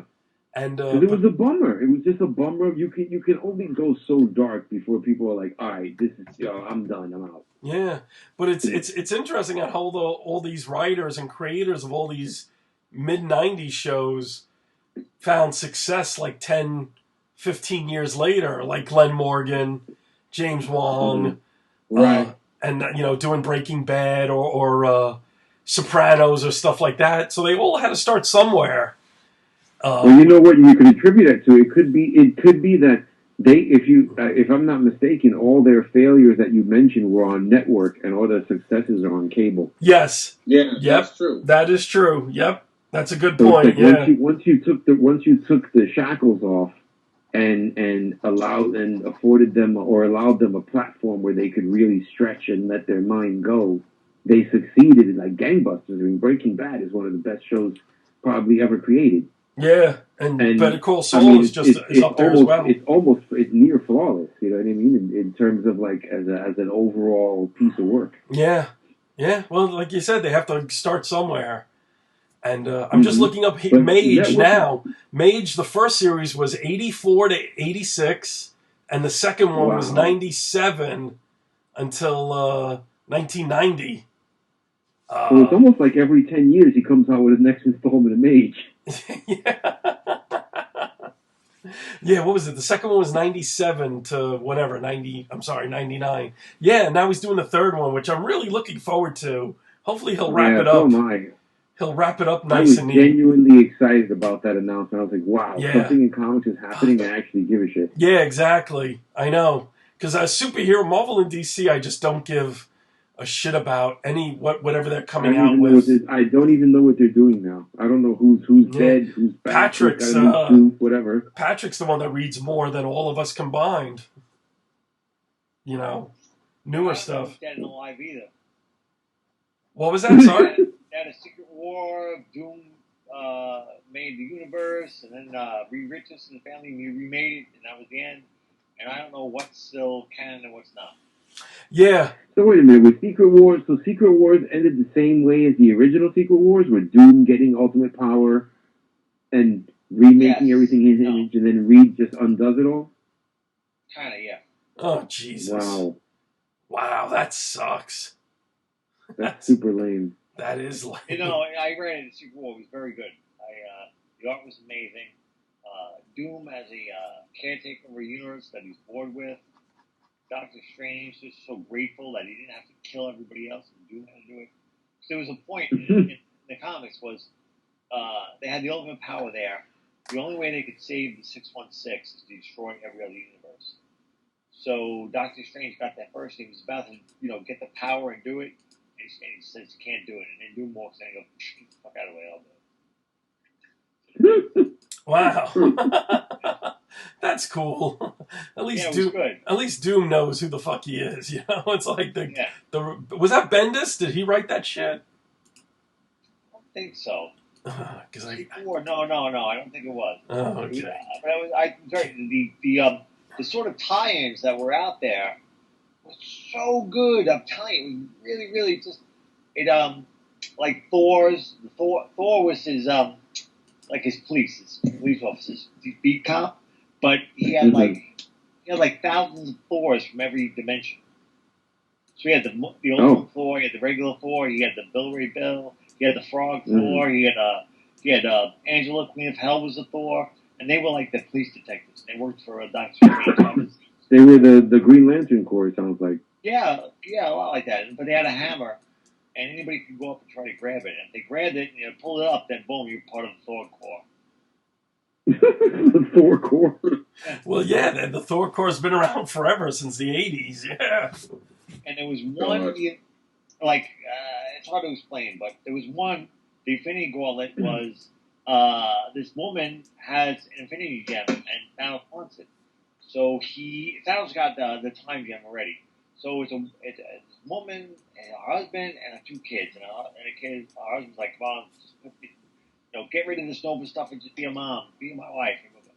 So Thanos is trying to steal it over and over again. And every time he fails, everybody gets killed. Boom. But he has a time thing, so he keeps looping and looping and looping. So he finally figures out that the way he's been doing it, it's not going to happen. So he becomes their friend. It was excellent. Oh, okay. And so they had no problem being friends with this 9-foot-tall purple guy? Yeah, you have to read the book. There was a lot of nonsense going on, and there was not a building standing. And the husband was just worried about surviving, and then One episode, Patrick, you're gonna have to just tell us up to date on what's going on in comics, because it looks like me, Mike, and Pete don't know what the fuck's going on anymore. Well, that was what I was gonna say. I have no idea. Where I go, what's new in comics? Something as an old nerd I haven't seen before. And then you guys would react. Right. As guys that could work. No longer fans kind of thing, but oh god. Right. I know that I saw that I see little bits and pieces of articles here and there from these stupid comic sites, but there's nothing that they're doing that either sounds original or interesting or, it just seems very kind of mundane. Like, I know Superman is slowly going back to his original costume or how he used to be or something along those lines, but I have no idea what they're doing with the other terms. The Superman that's in there it's really weird how DC did it. The New 52 Superman dies, and meanwhile there's another Superman from another dimension who's married to Lois and has a kid John, and he doesn't help anybody. The whole time he doesn't help anybody, even though the world's in danger 8 times a week. So when that Superman dies, the visiting one steps up and does it. But the thing was, the Superman death was reported to everybody. So wait, who's this guy? But Action Comics is supposed to be really good. It's Lex and Superman teaming up. Okay, But I guess. What about on Marvel's side? Is there any news of anything? I told Gary I want to defend Marvel. I have a whole big long defense for Marvel. Their sales have been dropping since Civil War, and what's good on? Well, Steve Rogers. I think Steve Rogers is good. Captain Hydra. So if Marvel's sales are dropping since Civil War, you can expect another earth-shattering mega comic crossover event any day now. They already did it. The Monsters Unleashed started 2 seconds after Civil War. It's all about monsters falling through the earth to. Oh, I got to tell you this one panel, really dumb, one page. Mm. So Alpha Flight is now like is headed by Captain Marvel, and she and Alpha Flight protect the Earth from extraterrestrial threats, right? So these monsters, these giant monsters, these giant kaiju are just falling to Earth. Remember the old monsters that Stan and Jack used to do? Well, they're falling to Earth, like these big meteorites. Mm-hmm. So Carol and Sasquatch and Puck are up in space. Sasquatch and Puck are in spaceships, like TIE fighters, whatever it is. Sasquatch is sitting in the cockpit with his Sasquatch form and Puck. I'm like, when did they learn to fly spacecraft? And then... Well, from Alpha Flight, naturally. Yeah. Then they go down to the surface of the Earth, and Guardians of the Galaxy are down there. I'm like, wouldn't it be easier to have Guardians of the Galaxy up in space? Next. I read it was okay, nothing great. So I'm guessing they brought Alpha Flight to the forefront since they're basically not doing anything with the X-Men to spite Fox. And no, Guardians. Yeah, the X-Men versus the Inhumans, which just ended, and I don't think I didn't read it, but it sounds like nothing was really resolved. It was like, okay, time to stop. It's something about the turgidness and the cloud going around the Earth, and every time it goes around the Earth, somebody Inhuman will activate, and it kills mutants, so the mutants want to stop. And now Emma Frost is back to being villain again. I know this is going to be a radical idea, but I know exactly what Marvel and DC could do to stop sagging sales. They'll never put their heads together and do this in a million years. Write good stories? What? I said write good stories. Well, besides that, they should pull their resources together and start publishing a series of books outside of their regular continuities that merges the Marvel and DC universes on a permanent basis. That would be interesting. I think that would have worked before the movies proved to be such a moneymaker. Now, I don't think they'll ever do it now because of the movies. Oh, I know. They wouldn't have done it then. Oh, I think they might have. Like, because Amalgam in the mid-90s was a success. But I think there's just too much money now in the IPs as movies where you'll never have Marvel and DC ever doing a crossover or a team up again. I just think money just dictates too much of this, keeping everything separate, Yeah, unfortunately, I think you're right about that. But I think that is the sort of thing that I think would revitalize print comics. Especially for the big two, for Marvel and DC, that would be interesting. I think to see Marvel heroes battle DC villains and vice versa. Who wouldn't want to see Batman go up against the Sinister Six? Yeah, I think that would create a lot of fan buzz. I think you're right in that regard. Yeah.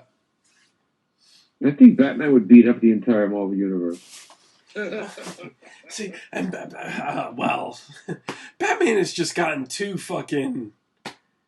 As a mortal human being, Batman has just gotten too fucking powerful. I mean, people bitch about how Superman in the 70s and 80s was a god.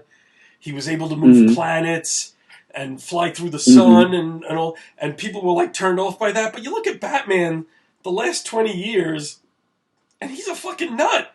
He he knows everything 10 steps ahead of everyone else. He just, he gets the shit beat out of him and bounces back. And it's like, the reasons why people hated Superman, but they just seem to love Batman now, which to me makes no sense. And to me has made Batman a much more boring character now. Because I never feel anything reading a Batman comic now that there's any sort of tension or cliffhanger that's going to make me go, ooh, I can't wait to see how he gets himself out of this, because he's so fucking smart and so ahead of everyone, mentally and physically, You know, it's like, but there's no. I just know he's going to get out of it no matter what. You know. Right. Yeah. But that's the case with all the comics. Like the thing is because continuity stopped mattering. You know, when Quesada took over, there's no tension in comics anymore at all. You just either read it for the artwork or out of curiosity to see where the story is going, but you're never really completely engaged because they're going to be fine no matter what. Yeah, I mean, yeah, like I think Pat and I have talked about this. I mean, Pat still reads Captain America, which, like he was saying, this thing with Hydra is still pretty good storyline. But, you know, Pat and I were saying one time, it's like, remember, like, being an Avenger back in the 70s and 80s meant something? Like, you know, like if you were a street type level hero, like Spider-Man or Daredevil or Moon Knight, you weren't an Avenger because Avengers were the heroes like Thor, Captain America, Iron Man that handled these larger than life they were in the 100 class dramas. Remember the Marvel universe? It was called the 100 class. Yeah, they handled all the space epics. If the FF weren't around, they handled all the earthly thing. Now it seems like in the last 20 years, everybody and their mother is an Avenger. Like Daredevil's an Avenger, Spider-Man's an Avenger, Wolverine's an Avenger. Everybody's an Avenger. And to me, that means being an Avenger doesn't mean much to me anymore. Because if everybody's an Avenger, no one's an Avenger because there's no specialty anymore. You know, the Avengers became like superhero Job Corps. Like anybody can get into that shit. Exactly. So it's like, I don't feel like reading an Avengers comic now because I don't give a shit that Shang-Chi, Master of Kung Fu, is an Avenger. You know, it's like, who gives he is? Yeah, he is. They brought him back? Oh, fuck. They brought him back like 7 years ago and made him an Avenger. Yeah, and it's like, you know, Shang-Chi was like, you know, the guy that hung out in like Hong Kong and California and no one knew who the fuck he was. But now, what you're saying, Round Eye. Yeah. but now it's like, you know, Shang-Chi is aboard the Avengers Quinjet flying to like Titan to fight Thanos. And it's like, that doesn't mean anything to me anymore, you know? It takes away the novelty of Shang-Chi. But he still have the headband and no shirt. Yeah, exactly. Oh, he doesn't have that. But that's what I mean. He still does kung fu and like alien creatures. And I thought that Brubaker did a good job teaming him up, and Warren Ellis did a good job with him. You know, it made sense. Like, he was hanging around with Captain America, and you know, he's questioning all the time, why am I here? Why do they want to make me an Avenger when they have all these powerful guys? But still, I mean, they could have just done that in a regular Shang-Chi comic. I mean, they didn't have to make him an Avenger to tell that storyline. You know? I guess maybe, you know, what's his name? Infinity, that guy. Kirkman. I didn't read this whole run, so I don't know where it was going with that. So you might be right, but I thought he built up the relationship between Steve Rogers and Shang-Chi very well, you know, and then, you know. But they could have done that in a Shang-Chi miniseries or a regular comic. True, but nobody would have bought it. Yeah, that's true. But to me, like, nobody, like, everybody's an Avenger now, and that doesn't mean anything anymore. Yeah. Like, you know. Defenders, they had, like, fans. What about the Defenders? They just made the champions, which, thank God. And people still go, where are the Defenders? Where's this? But, you know, they're not there. Wasn't the Defenders and wasn't the champions of the Defenders, weren't they like the B and C teams? Well, they were the Z team because Gary liked them, so I don't know. The Defenders were always a B team. Even though they had the Hulk. I always loved the Defenders. Me too.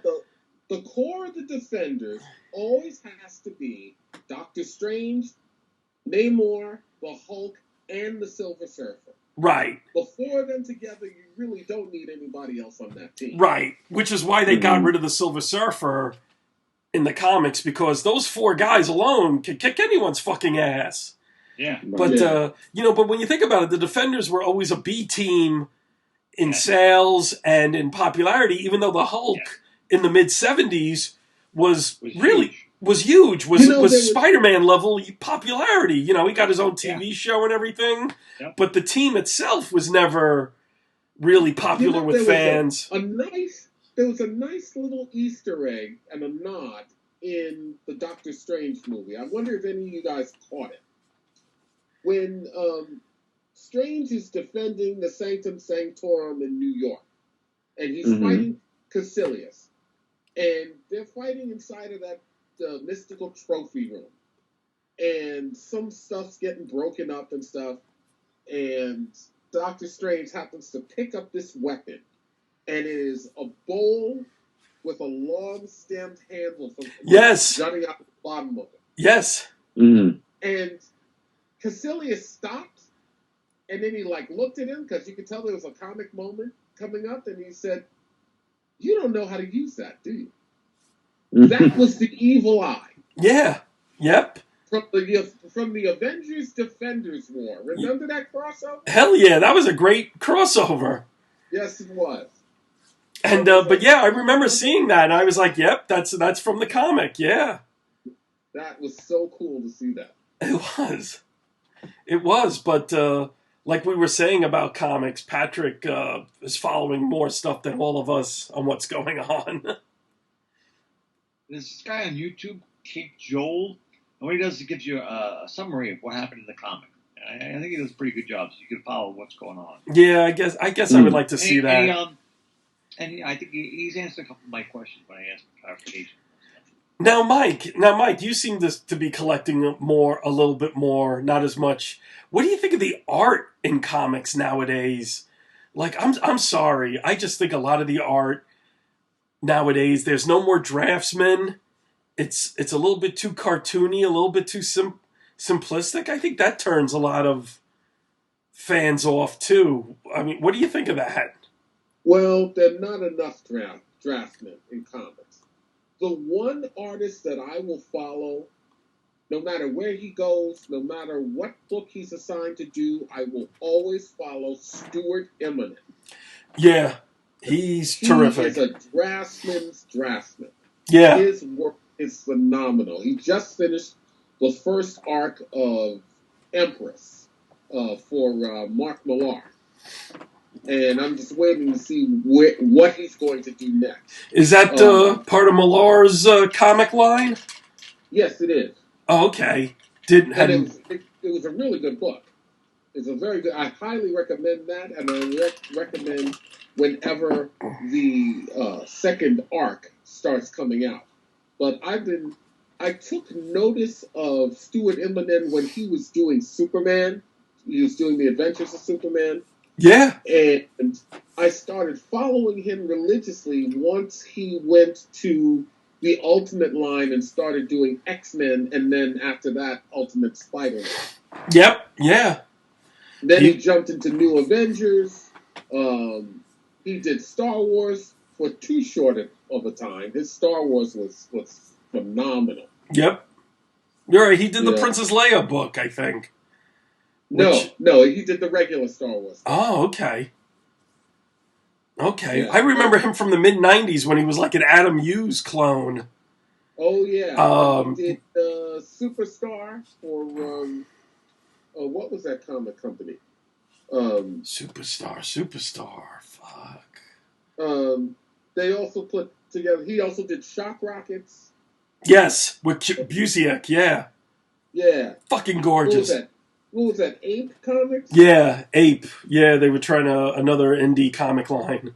Yeah, and they were pretty decent. You know, I was looking forward to more of them, but they unfortunately didn't last. Yeah, I remember Shock Rockets. That was gorgeous. Yeah. But yeah, you're right. Yeah. There's too few draftsmen nowadays. I don't know.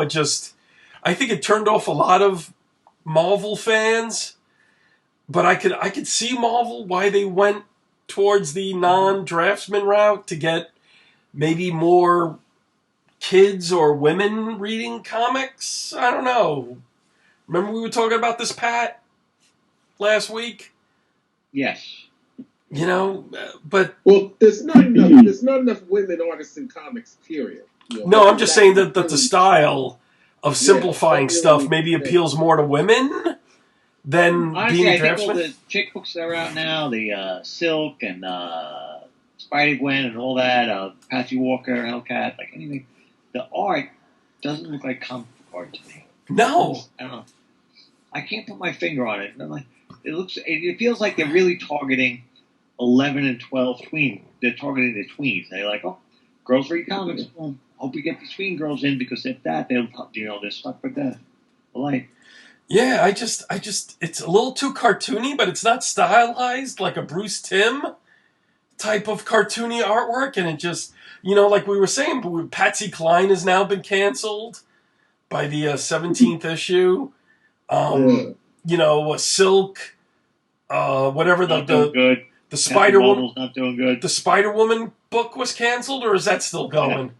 No, that's canceled. Yeah, okay. She-Hulk was canceled. No, she's got a new one. She's the Hulk now. No, the previous one where she was more of a lawyer.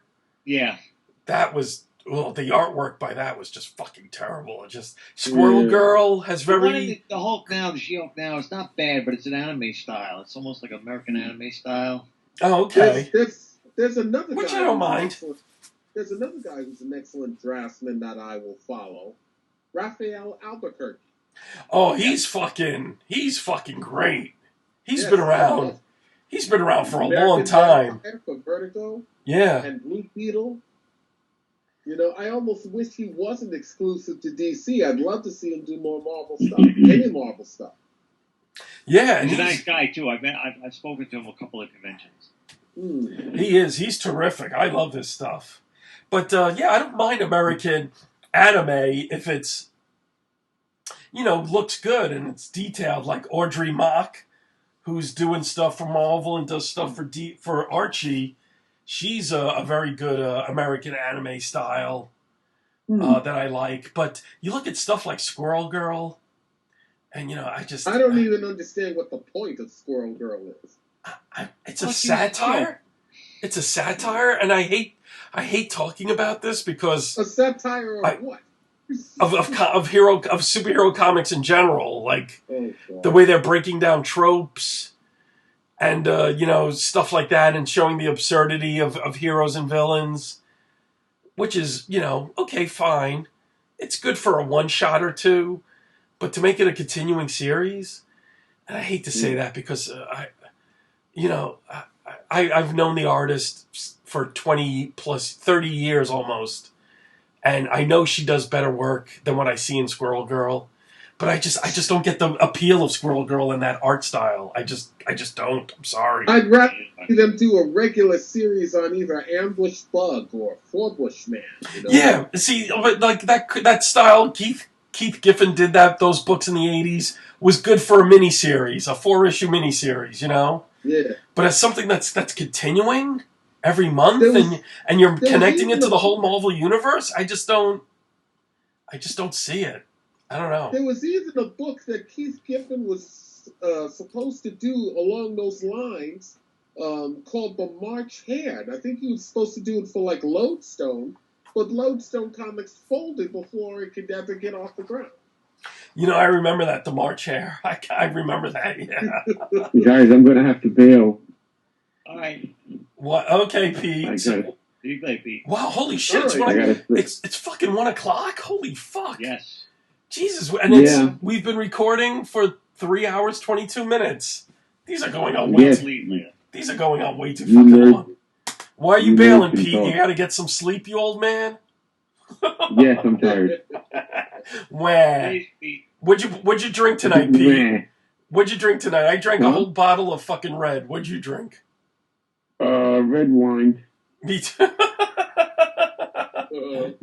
Me too. Jesus. Gary's was in that old bleach bottle, the whole 5 gallon. Yeah, it has a skull and crossbones. Yes, exactly. Ripple for $2.50. All right, Pete, we'll let you go. And in fact, I think we should wrap this up because talking for another 3.5 hours is fucking ridiculous. No, absolutely. Yeah, I'll come back on at 6 in the morning and tune in with you again.